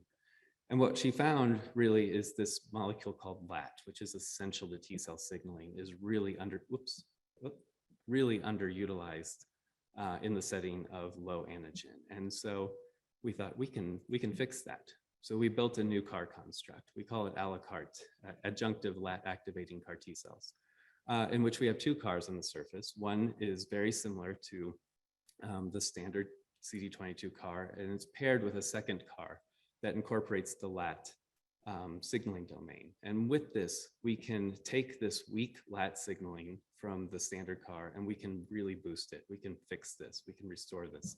And not only do we fix the signaling, we can now take mice that have CD22 low leukemia that can't be targeted by the standard CAR. And this is the CAR that was in clinical trial. This is the CAR that puts 70% of patients into remission. It cannot target this. And we can completely clear it with our new construct. Furthermore, when we looked into persistence, because persistence is important, we found that the a la carte promotes better persistence of the T cells. This is in a model with high levels of CD22, so both CARs are effective, but only the a la carte gives us long-term persistence of both CD4s and CD8s. And we think this is really driven because the products that come out when we make this are really enriched for these T stem cell memory phenotype T cells, which are known to persist for long periods of time. So 3 strategies there to really approach, some of the deficits in our current CAR T cell therapies for B cell malignancies. But what's still missing? What's missing are CAR T cell therapies for other diseases, and particularly AML and solid tumors. And so I just want to touch briefly on a project with Craig Jordan's group, looking at how do we improve CAR T cell responses for AML. And just a little bit of background, AML is another type of leukemia. And recent years in the University of Colorado has played a huge role in this. The introduction of venetoclax and azacitidine as a therapy to salvage patients who have relapsed after AML has shown great benefits. And it's put a lot of patients, put 70% of patients into remission. However, the majority of those patients are going to relapse again. And Craig's group, especially Sean Pei, who authored a paper 2 years ago on this, found that the mechanism of relapse here is a monocytic type of stem cell, of leukemia stem cell, which is resistant to this therapy. And when they phenotyped this cell down, they found that these cells pretty much 100% express the CD64 marker on the surface. And so with that knowledge, now we've made a CD64 targeting CAR, which is effective against tumor cell lines with both low and high levels of CD64 antigen, can completely clear mice very well when we put it in. And really, we've built a CAR now based on predicted mechanisms of relapse to an otherwise very effective therapy. And so, I'm very excited about moving this forward in a way, either as a salvage regimen for patients who have relapsed after Veneza, or as in some way of combinatorial therapy to kind of squeeze leukemia from both directions and really hopefully lead to better patient outcomes. And finally, I just want to touch on work that I've been doing with Sujatha Venkataraman, excuse me, who's part of our pediatric neuro-oncology group. And Sujatha has been studying DIPG, which is a incurable brain tumor of children, which is in an inoperable location, is not responsive to chemotherapy, is only transiently responsive to radiation therapy, and desperately in need of new therapies. And so she has identified CD99 as an antigen that's highly expressed on these tumors. And it just so happened we had a CD99 CAR. So I've been working with her and to model this. And what we found is, in mice that have this tumor implanted in their pons, if we give an irrelevant CAR, the tumor progresses and the mice die. But if we give the CD99 CAR, we can actually cure a lot of these mice. And now this is a huge dose. This is 20 million CAR T cells. It's a big dose of CAR T cells. Sujatha has now taken it to the next level, really mimicking what other centers are doing in their clinical trials and giving it into the ventricles of the brain. We can drop the dose now to 5 million CAR T cells, and we can get complete cure of mice for 5 months out after treatment. And so this work is really ongoing, very promising. Again, this is an untreatable pediatric brain tumor. So what's coming down the road? I hope I convinced you that we have some very promising avenues to pursue, looking at altering T cell metabolism to improve CAR T cell persistence, using this novel platform, the a la carte platform, to both boost persistence and antigen sensitivity, that we have a really interesting combinatorial strategy between Veneza and CD64 CAR T cells for AML patients, and really developing out some therapies for brain tumors and other solid tumors. And with that, I'd like to thank everyone. There are people that there are collaborations and other projects I couldn't get to. I apologize for that to everyone else, but lots of people involved around this campus in this work. So thank you.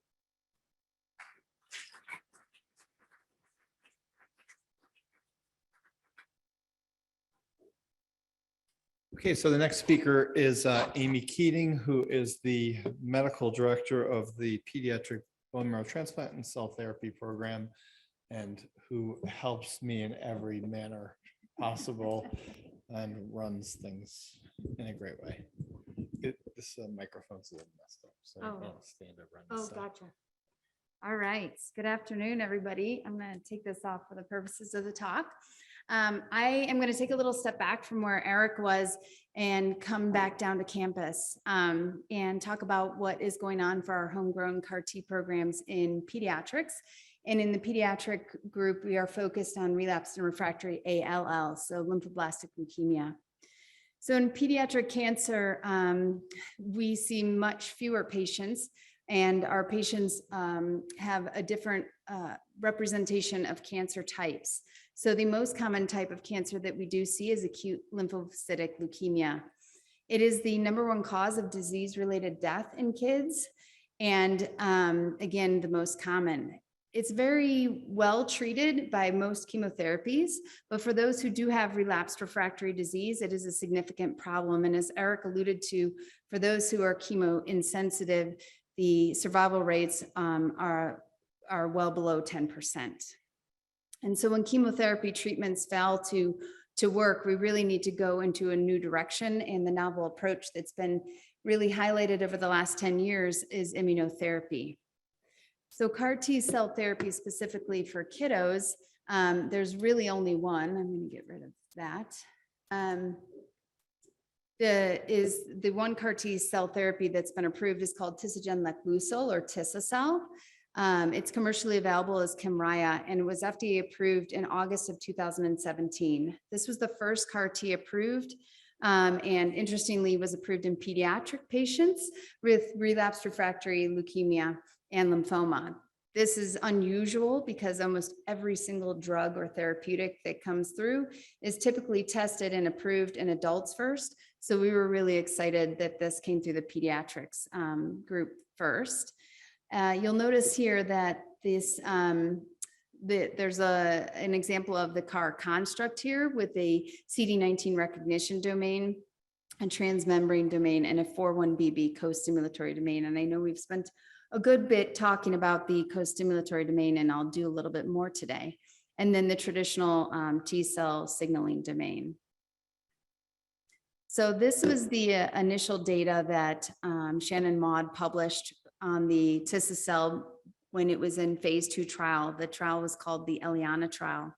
And as Eric mentioned, this took patients who had about 0 to 5% survival chances and resulted in a response to the CAR T therapy, or a complete response, in about 88%, which was remarkable. These patients had seen anywhere from 4 to 5 to even 9 frontline therapies with very little response and refractory disease. They went into the CAR T trial with about 85% of their marrow taken up by lymphocytic blasts.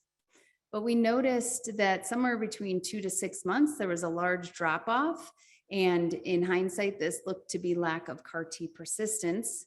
And then there was a bit of a leveling and then another drop off. And this drop off seemed to be antigen escape. So patients who became CD19 negative with their leukemia, and the leukemia persisted and grew out with no CD19 on the surface. So while they had persistence of their CAR T and it was presumably still there and still working, the antigen was lost.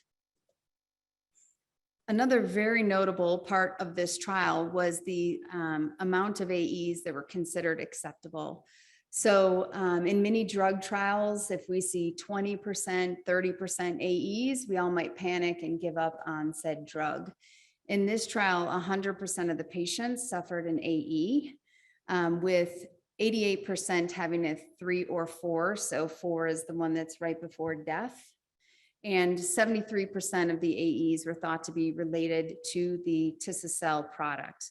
So to have 73% experiencing a severe AE and still be FDA approved is quite remarkable, but it does speak to the reality that these families and patients are really willing to undergo any toxicity for the chance of cure, as they've already tried many, many rounds of non-curative therapy. So this trial, included about 70 patients, but we went on to treat many, many patients in a real world way. And our question was, outside of a phase 2 trial, what was going to be the efficacy for these patients? So this was the next 160 patients that got enrolled once it became commercially available as Kymriah. And we again noted an 88% CR rate at 1 month, so withheld the same rates of CR. The CRS and ICANS dropped quite a lot. So instead of having somewhere between 70 to 100% CRS and ICANS, we were able to drop this to 13 and 8%. CRS is that cytokine release syndrome that people have talked about. ICANS is the neurotoxicity. Likely because these patients came in with much lower levels of disease. So in the Eliana trial, you had to have a very large burden of disease. When we got out to the real world, we recognized that we would use this at much lower and even measurable residual disease rates of about 0 or point something. So much lower disease burdens going in. There still was a rather high infection rate, however. Again, what was true in the Eliana trial was also true in the larger real world experience. 48% of patients are in a remission at 2 years, which in pediatrics we consider completely unacceptable. So what is the timeline of commercial Kymriah? There's a lot of different steps involved. This is sort of managed by us where we pherese in our center, and we actually process cells within our own bone marrow processing lab that's housed within Children's Hospital. But this whole part is out of our control. And this whole part is also stymied by waiting for insurance. So I think somebody brought up the toxicity that the financial toxicity in adults being something like 350,000. In pediatrics, it's actually 485,000. So we pay more for Kymriah than adults do. I won't go into why that is, but we do. And the insurance, many insurances will not cover Kymriah, specifically Colorado Medicaid does not cover the cost of Kymriah. So for patients here in our state, that can be a large barrier.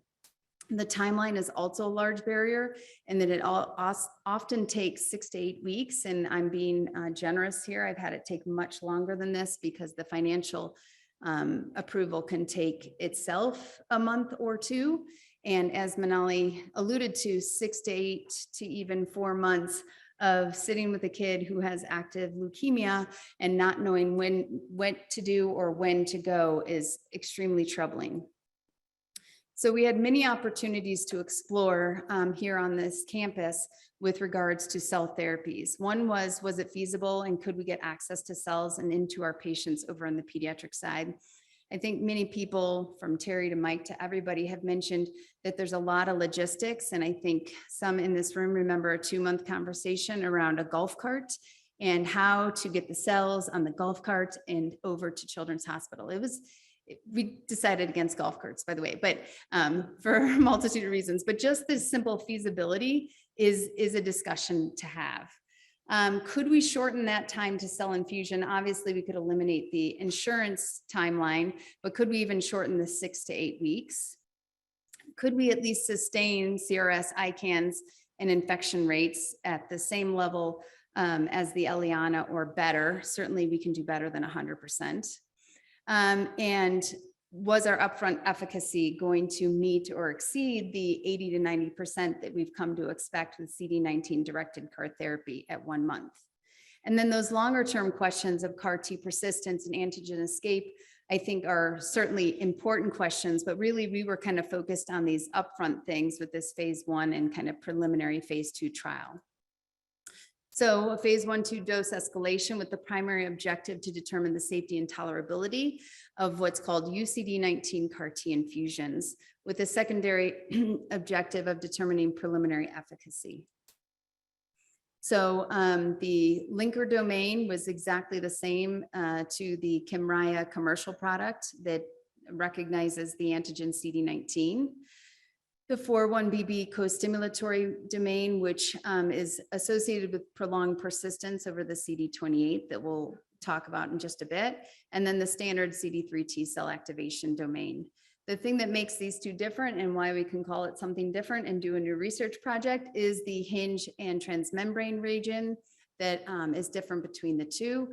We don't expect it to affect antigen recognition, nor do we expect it to affect stimulation or persistence, but you don't know until you try.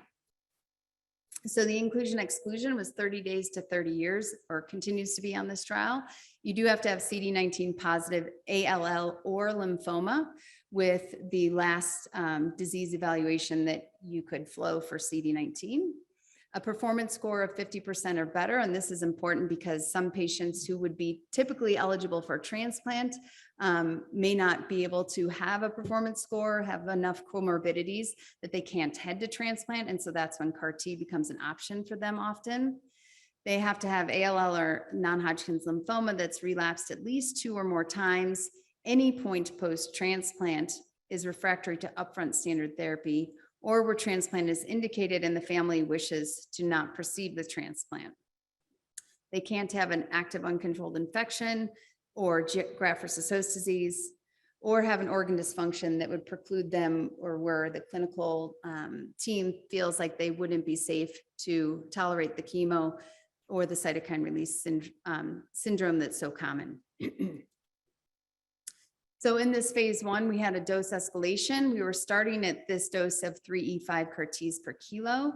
You'll notice here's the Kymriah dosing range that was initially used. Over time, we've started to realize that really you need to hit that 1.7 E6 per kilo. So our initial dose does fall just below that, and we are still on the starting dose for this dose expansion. And the cells, as mentioned, are manufactured over at the GBF.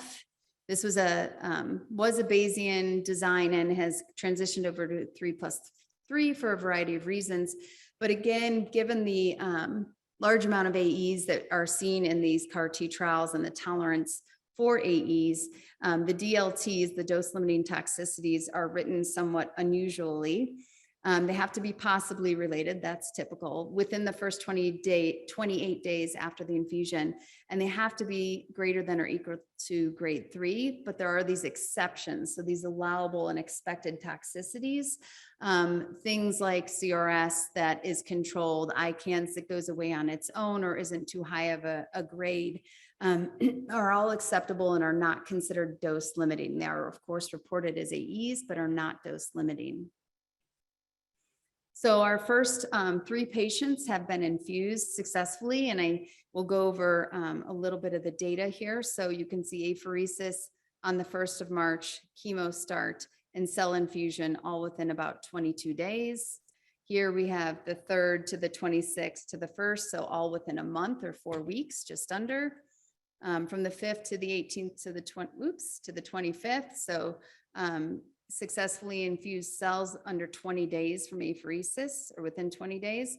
And we have our 4th patient having apheresis this Monday with an expected LD start on the 6th and cell infusion on the 13th.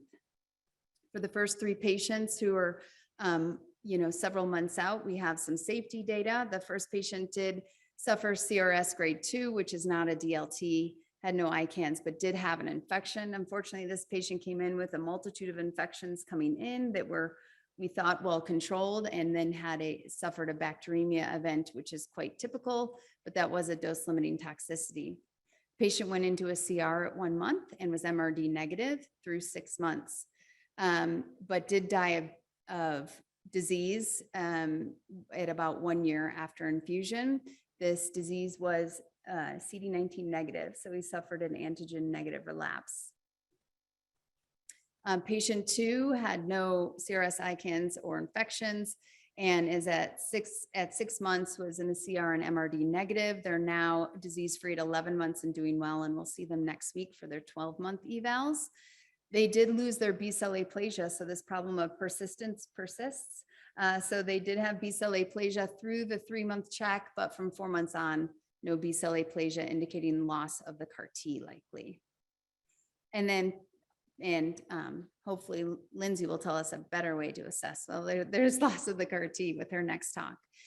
With subject number 3, again, no CRS, ICANS, or infection, CR-MRD negative at 1 month and all the way through to 5 months, but did again lose persistence of the CAR T somewhere at about 4 months. As a reminder, we still are on dose level 1, which is the sort of just below what the commercial product says needs to be to lead to good persistence. So I do feel like with increasing doses, we'll hopefully see better persistence.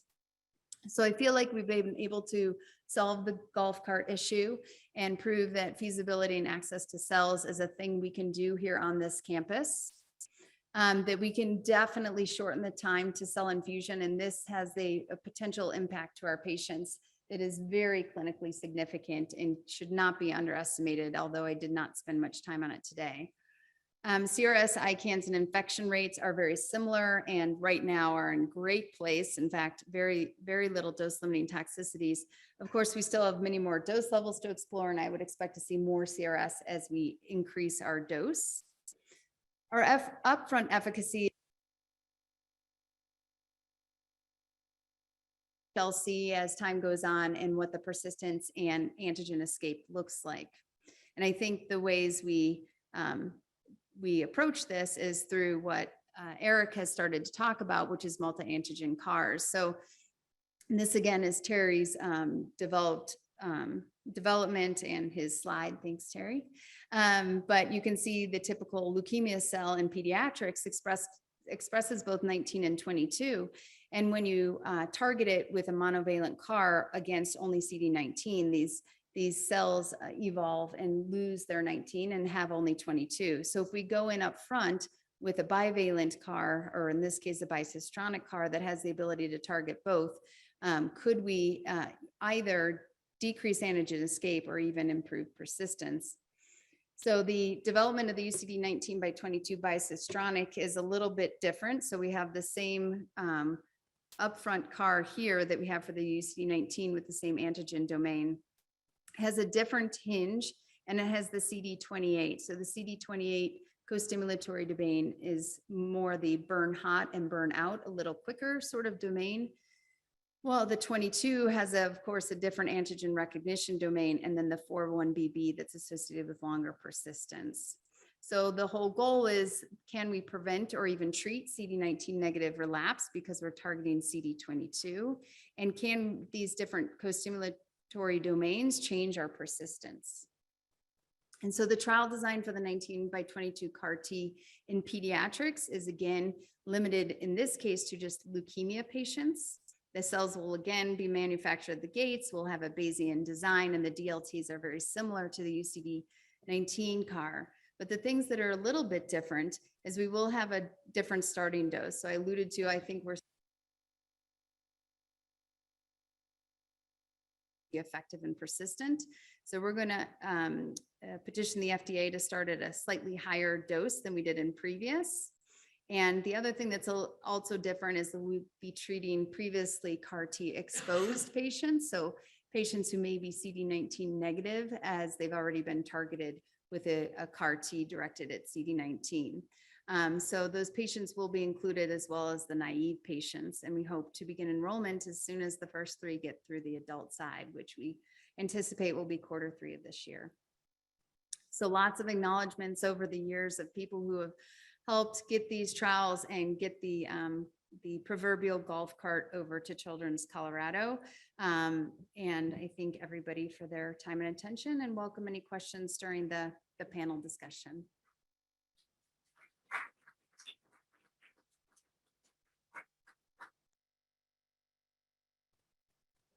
I don't know what the click thing you do after.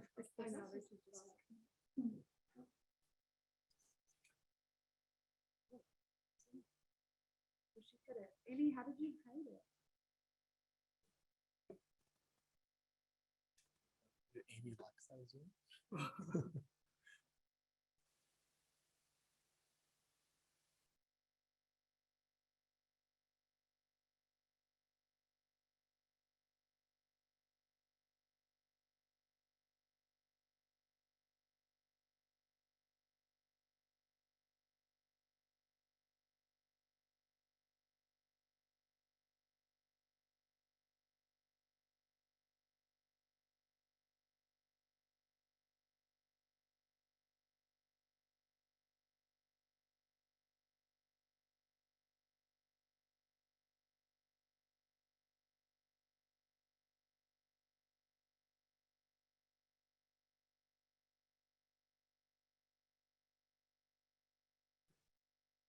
Okay, so I said Tom spends a lot of time on Zoom.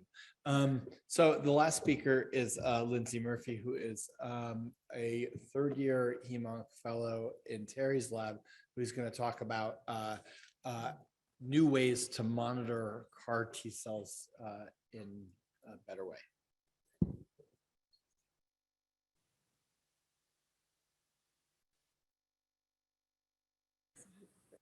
Okay, cool. Oh yeah, take my mask off here for everybody. I'm pretty short too, so hopefully you guys can see me. So yes, I'm one of the third-year pediatric oncology and bone marrow transplant fellows at Children's. And today I'm going to be talking to you about how we're trying to better quantify CAR T cells. I think Amy kind of set us up for, we clinically use the surrogate marker of B-cell aplasia for CD19 targeted therapies, but in real time, we don't really have a great way of measuring what's happening with the CARs in patients. And so that's what I'm trying to improve upon. Okay, cool. So really when we get any drug into a patient, you have to measure pharmacokinetics to understand what's happening to the drug, but that's really complex for CARs. And again, we don't have a really great way of monitoring this right now. And it's important for CARs because we know that expansion and persistence correlates with efficacy and durability of response. And it becomes an important clinical trial endpoint for us to really define these in patients following treatment. So we can understand really how this living drug is acting. And we know that different aspects of the CAR design, like the co-stimulatory domains that everybody has talked about before me, that these can really drive the pharmacokinetics and is one of the unique aspects of the bicistronic CAR that we're putting into patients now in clinical trials. And so we currently don't have this good way to measure CARs, so we need a better way. And I think if we were able to really in real time measure what's happening with CARs in the patients, that we could maybe see when they're losing their CARs, predict relapse and act early, so could have really important clinical implications.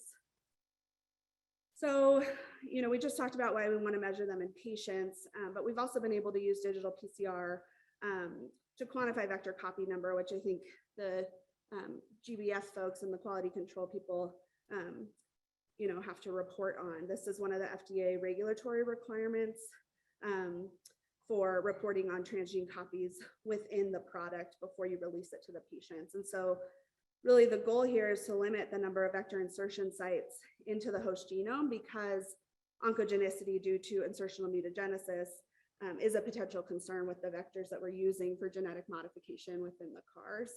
And so we know that the greater vector copy numbers are associated with increased oncogenic potential. And so we really want to try to minimize that VCN count that we're doing. And it's something, again, that we have to report on. And so multiple applications here where if we're able to absolutely quantify what the CAR transgene count is, it can help us and be beneficial. So I've been looking at digital PCR to do this.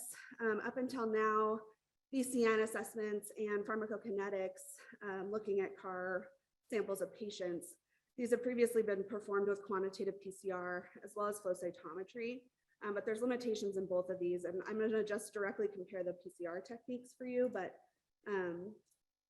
qPCR definitely has limitations in its precision, as well as the lower limit of detection and quantification that we're able to get from it, and requires this generation of a standard curve, which is a more indirect way of quantifying and a little less reliable. But digital PCR is really beneficial for targeting or able to quantify these nucleic acid sequences that we're looking for, and it has many advantages over qPCR with regard to these things listed here. And this has been widely published, looking, comparing digital PCR and qPCR in a variety of other settings. And so here we're looking to try to do this for CARs. And really the more precise quantification that we're going to get with digital PCR really makes it optimal for the things that we just talked about are beneficial for monitoring. So I'm not going to go into the details too much of the processes of digital PCR, but for those scientists out there, which we all are, the difference between digital PCR and qPCR is really in this like micro partitioning that we get.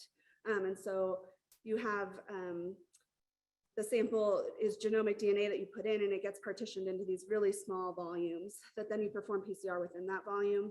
And then by being able to detect our target DNA sequence by fluorescence, we can then actually quantify each individual partition and whether our target gene, which for us is our CAR gene, whether that's present in the cells. So we've been able to actually, well, we initially started this process looking at the bicistronic CAR out of Terry's lab that everybody already has talked about and has recently moved into clinical trials. So I was able to design a digital PCR assay that specifically detects this CAR product without detecting other CAR T cells. And so this is just a sample here of what we get from the digital PCR machine. So the signal in the top row, this is partitions that are positive for CAR DNA. And the bottom row shows albumin signal, which we use as our control gene, since that's present in every cell that we are going to input into the digital PCR platform. And you can see based on this, we're getting really great albumin signal in all of these samples that have any sort of cell or genomic DNA. And then again, our CAR signal is really only specific for our bicistronic sample. If we look at just CD19 only CARs, we get no signal there. And so this, it's important here that we are really specific so we can be accurate in our quantification. Like Amy said, some of the patients that are enrolling on this trial specifically may have seen prior CD19 CARs, and so we don't want to be able to pick those up if there's any chance of those persisting when we're looking at trying to detect these CARs in patients. And so I've done a ton of validation work with some of the GBF team on this assay, looking at vector copy number. I won't show you everything, but I'll just show you this one set of experiments that we did comparing qPCR to digital PCR, just so I can show you that I think it's better. And actually the statistics tell us that too. So we've run this on now 5 different cell populations from GBF and their production runs of patient cells. Everything's been done in triplicate, and we compared qPCR to 2 different digital PCR platforms that we have here on campus. And we get really comparable VCN results across the board for each patient, or each production run of cells. And so qPCR is what's currently being used as the release assay, but digital PCR is giving us just as good results. But if also you look closely, digital PCR gives us results that are always really closely matched in terms of what the VCN it's telling us is, whereas sometimes qPCR is a little bit more off. And so we're getting really tighter precision as well as good reproducibility with digital PCR compared to qPCR. And then again, the formal statistical analyses really give us good evidence to show that the reliability is better with the digital PCR platforms compared to qPCR. And digital PCR is really actually an easier workflow, quicker, easier to do. So supports that we can and should be using this for these purposes. So in addition to the bicistronic CAR assay that I've developed, I also have these assays that I've worked on to be able to detect our UCD19 CAR that's also in patients, as well as Tisagen lifileucel, or the Kymriah product that is commercially available and FDA approved. And so you can see here again, we get really good clean signal for the CAR of interest without detecting other CAR sample or CAR products here for each of these. So we now have these tools in hand and can move forward with being able to actually look at patient samples and quantify the CARs in patients, and hopefully be able to really establish and understand the pharmacokinetics and what's happening and how these are behaving. And hopefully be able to in real time move towards a point where we can make decisions about patients' therapy based on what's happening with their CARs. And so I just want to show you one example of this. I'm working on some of the trial samples, but those have been, we've been trying to batch those as patients enroll. And so I was just going to show you an example from the Kymriah assay that we have. And so again, this is the raw output from the machine. And you can see these are the samples that we had from our cell bank of our pediatric leukemia patients that we biobank their bone marrows. And so we had these time points 1, 3, 6, 9, 12, and then a 32-month time point looking at the CAR in this patient. And so you can see, at 1 month, we have, we had peak, this is when you should have had peak expansion at the end, within the 1 month period, but this is the earliest time point we have. And then you can see over time how the CAR is persisting in this patient. This was a multiply relapse.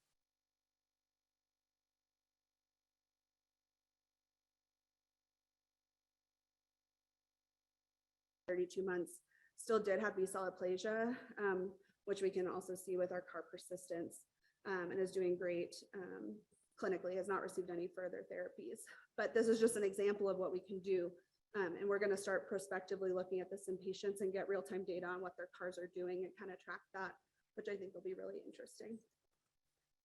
So in conclusion, digital PCR has many advantages compared to qPCR, and we're going to look at it we're going to look in patient samples now to quantify CAR Ts.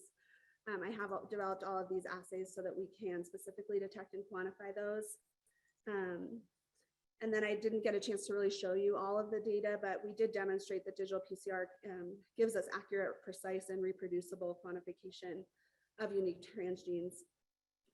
And that's going out for publication here in the next month. And then, yeah, I think we have many exciting upcoming applications for this, and especially with the clinical trials we have on campus. And so I think we're going to get a lot of great information. These are just my acknowledgements, all the people that have been involved in this project. So I think we'll move to questions.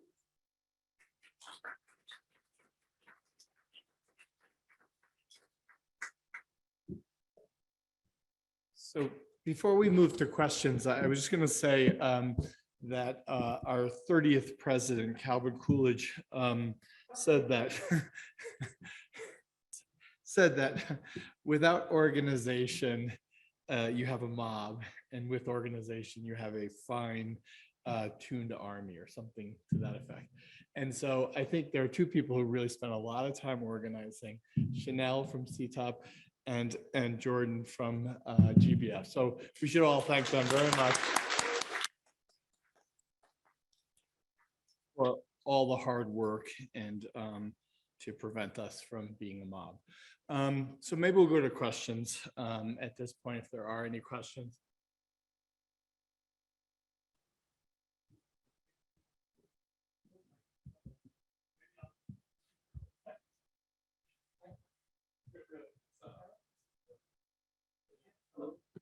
So Lindsay, I have a question. So you said that the raw output there's on the y-axis.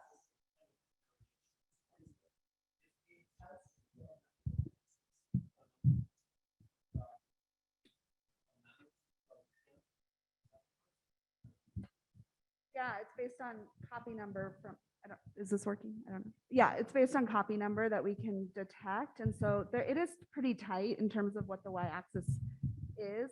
But I mean, for each of them, it can range a little bit based on your input into the, you're just putting DNA into the PCR platforms.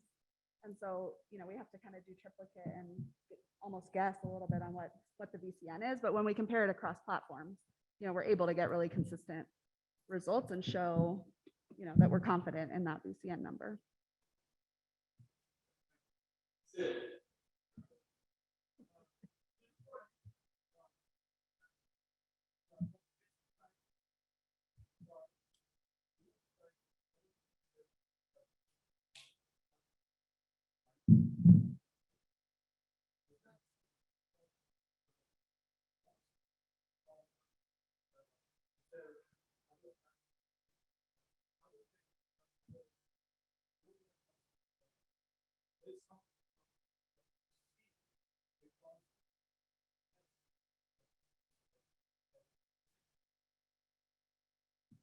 So I think there's a few different questions in there, Sid, but I'll try and piece them apart.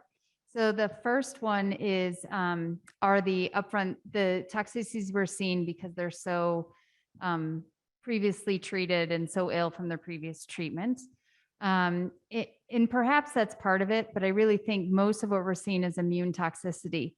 Perhaps the infections are in part because they come in so immunosuppressed and are typically neutropenic, lymphopenic for months, years before they come to CAR T, and so therefore are much more prone to infection. So in that situation, I would say perhaps yes, but the majority of the toxicities we're seeing are cytokine release syndrome, and I think are directly related to when we see the T cell expansion occur. So now, whether they're more inflamed and more prone to inflammation in the setting of that T cell expansion, that may be true. Back to why are they used so late? Part of that is sort of how cancer therapies come out, right? They're often used in that refractory relapsed setting, and that's the same as how this was approached. So as I mentioned, many of the patients had seen 4 to 5 upfront lines of therapy before they were treated. I will say, and that's what our IND and FDA protocol calls for, is you have to be relapsed, refractory, multiply relapsed or refractory. There is an open trial looking at putting Tisacel more upfront. So the typical pediatric standard course of ALL is you get 3 years of therapy. The first several months are quite intensive, and then there's a lot of maintenance courses month after month with daily oral therapies. The new COG trial, actually, for those who don't respond well to the first 2 months of therapy, go on to get Tisacel. And so the poor responders get about 4 months of therapy, and the good responders get 3 years of therapy. So it's a very interesting model to see it go in that direction. And if and when that protocol shows some efficacy upfront, I'm guessing we'll see that move to the more standard risk kiddos.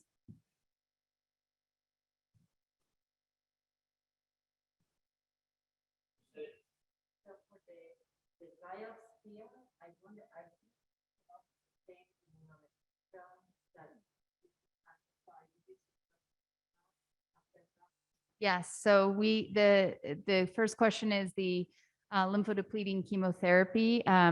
So we use the same lymphodepletion that's used in Kymriah for leukemia, which is 2 days of Cytoxan with 4 days of fludarabine. The adult side who's treating lymphoma does it a slightly different way with, I think it's 1 day of Cy and 3 days of fludarabine. Is that, I don't know if anybody from the adult trial can speak to that. So yes, very similar to the commercial products. Oh yes, we use that liberally. Oh yes, so we do love our tocilizumab. So we like to inhibit IL-6, but so with any sign of CRS, I will say in the early days of Kymriah, when we had brought out the commercial product, I had patients that sat in the ICU with very high fevers. I had one patient who sat with a temp of 115 degrees Fahrenheit in the ICU because we didn't want to inhibit their CAR T. So we just let them sit like that with cooling blankets and lots of fluids. He was unconscious for most of it, but now we give tocilizumab much earlier in the course.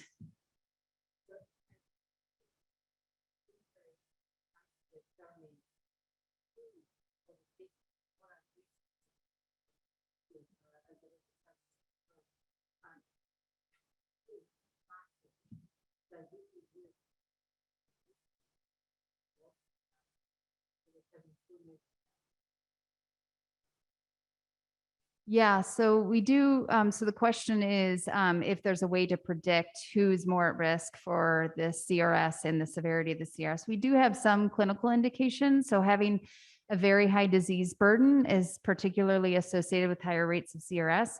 Having infections or recent GVH maybe also put you at risk, sort of. But I will say that there's something that's not as well defined, and that's the inflammatory sort of kid versus the kid that's less inflammatory. And I think that's where you're getting at. There definitely needs to be research in this area. We do cytokine panels and we go, yep, that's cool. They're inflamed.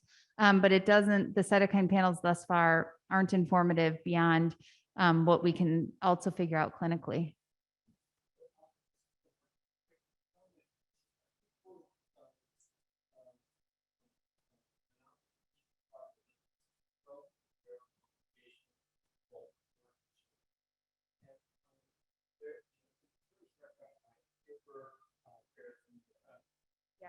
Yeah, hypertension.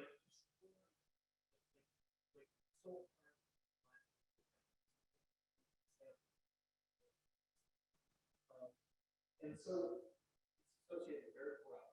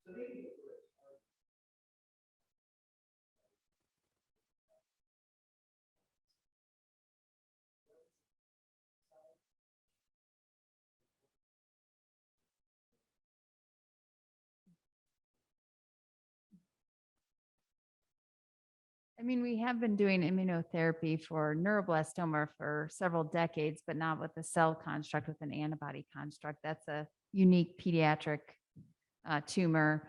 And of course, you showed some DIPG data, and Josh showed some retinoblastomas or RB and rhabdo and osteo data. And then we do have a trial that's about to open for another type of brain tumor as well. But so I think everything's circling. We'll just see where it settles and when it settles.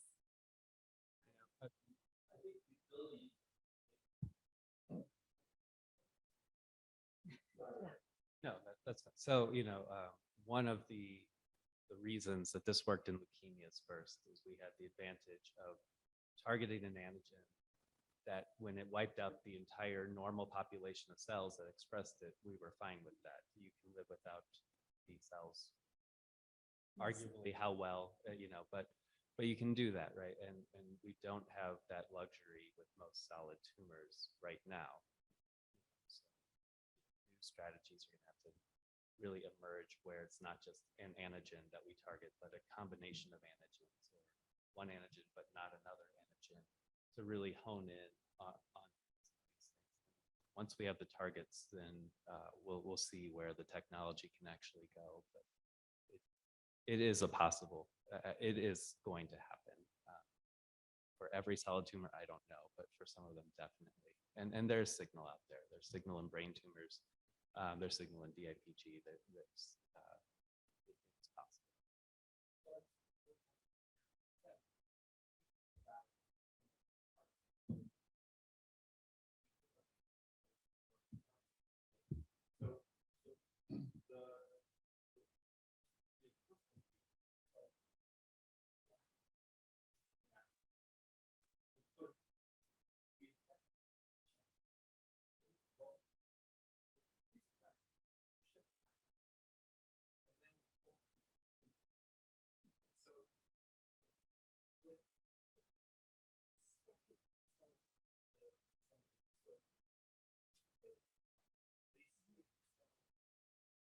Mm.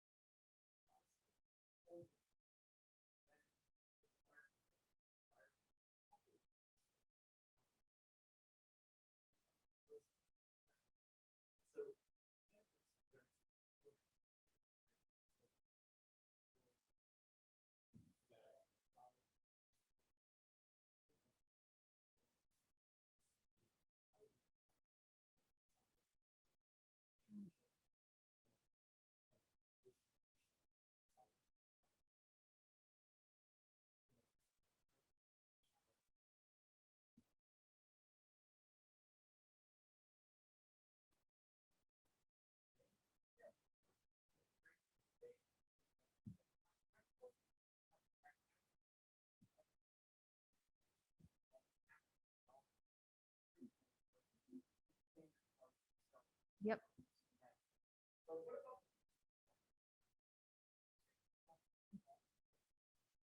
No, I've not mentioned that.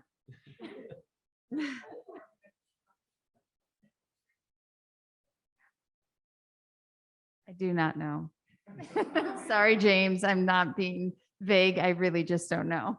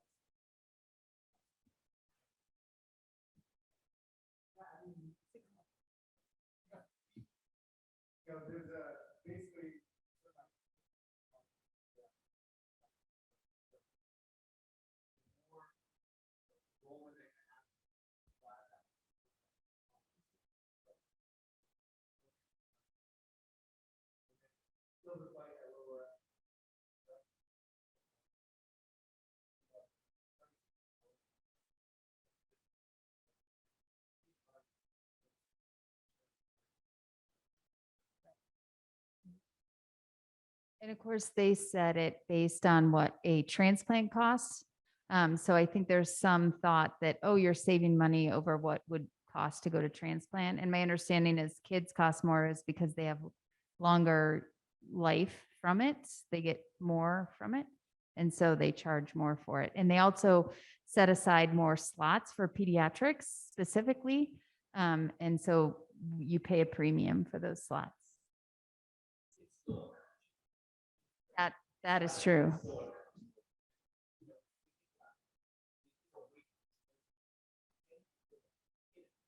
Paying the same amount.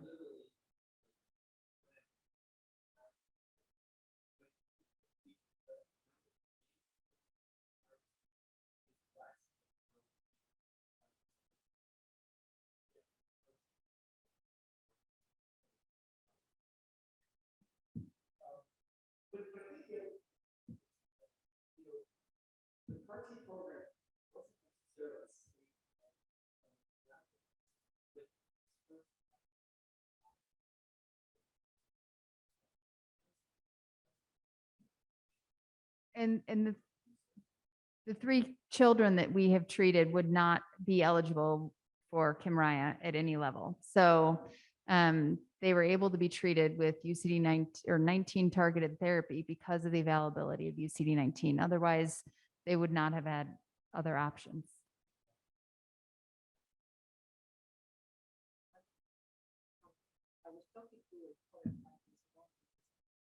is that in the to potentially develop nothing at all that I mean, the companies, I'm sure that they just have one carton for everything.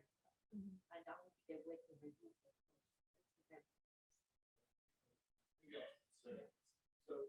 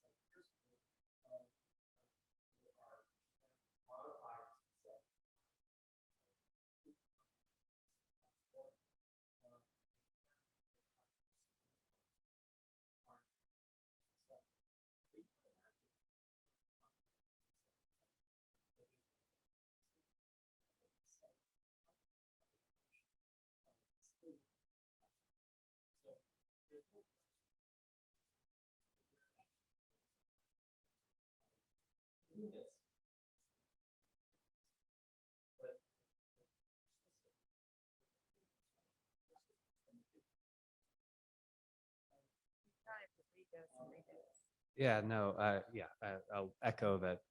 Everyone I know who works at the CAR T cell company, their company has a line developed, a whole section devoted to making allogeneic universal CAR T cells, and getting them to persist in a person is a huge challenge technically and biologically, for all the reasons that Mike brought up. No one ever talks about the TCR being required for T cells to stick around, and it's going to be an issue as they CRISPR out the TCR to get the CAR T cells to persist, not only besides being rejected because it came from another person, when their healthy immune system starts to rebound. So.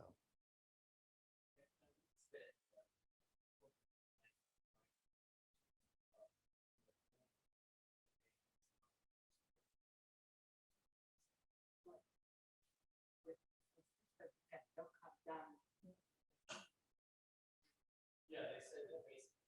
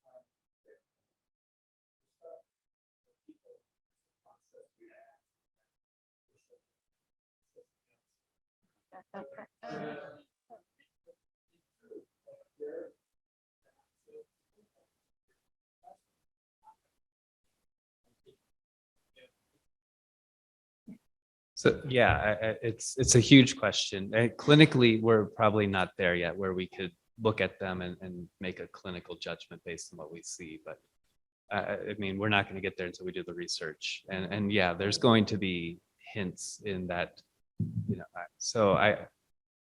The old saying was, or the current saying, right, is that CAR T cells are a biological drug, right? But really, what we have is a CAR that's a drug to the T cell, and the T cell is part of that response. And so if we definitely see differences in how T cells respond when they come from patients who get certain types of therapy versus other types of therapy. And you know, there's baseline characteristics that go along with that are playing into this. So it's an absolutely understudied area that has, you know, a really short road to a clinical meaning of being able to say, oh, look at this T cell profile. You're at risk for CRS. You're at risk for early loss of your CAR T cells. You're at risk for, you know, you're at risk for being the perfect responder and not needing more therapy. Yeah.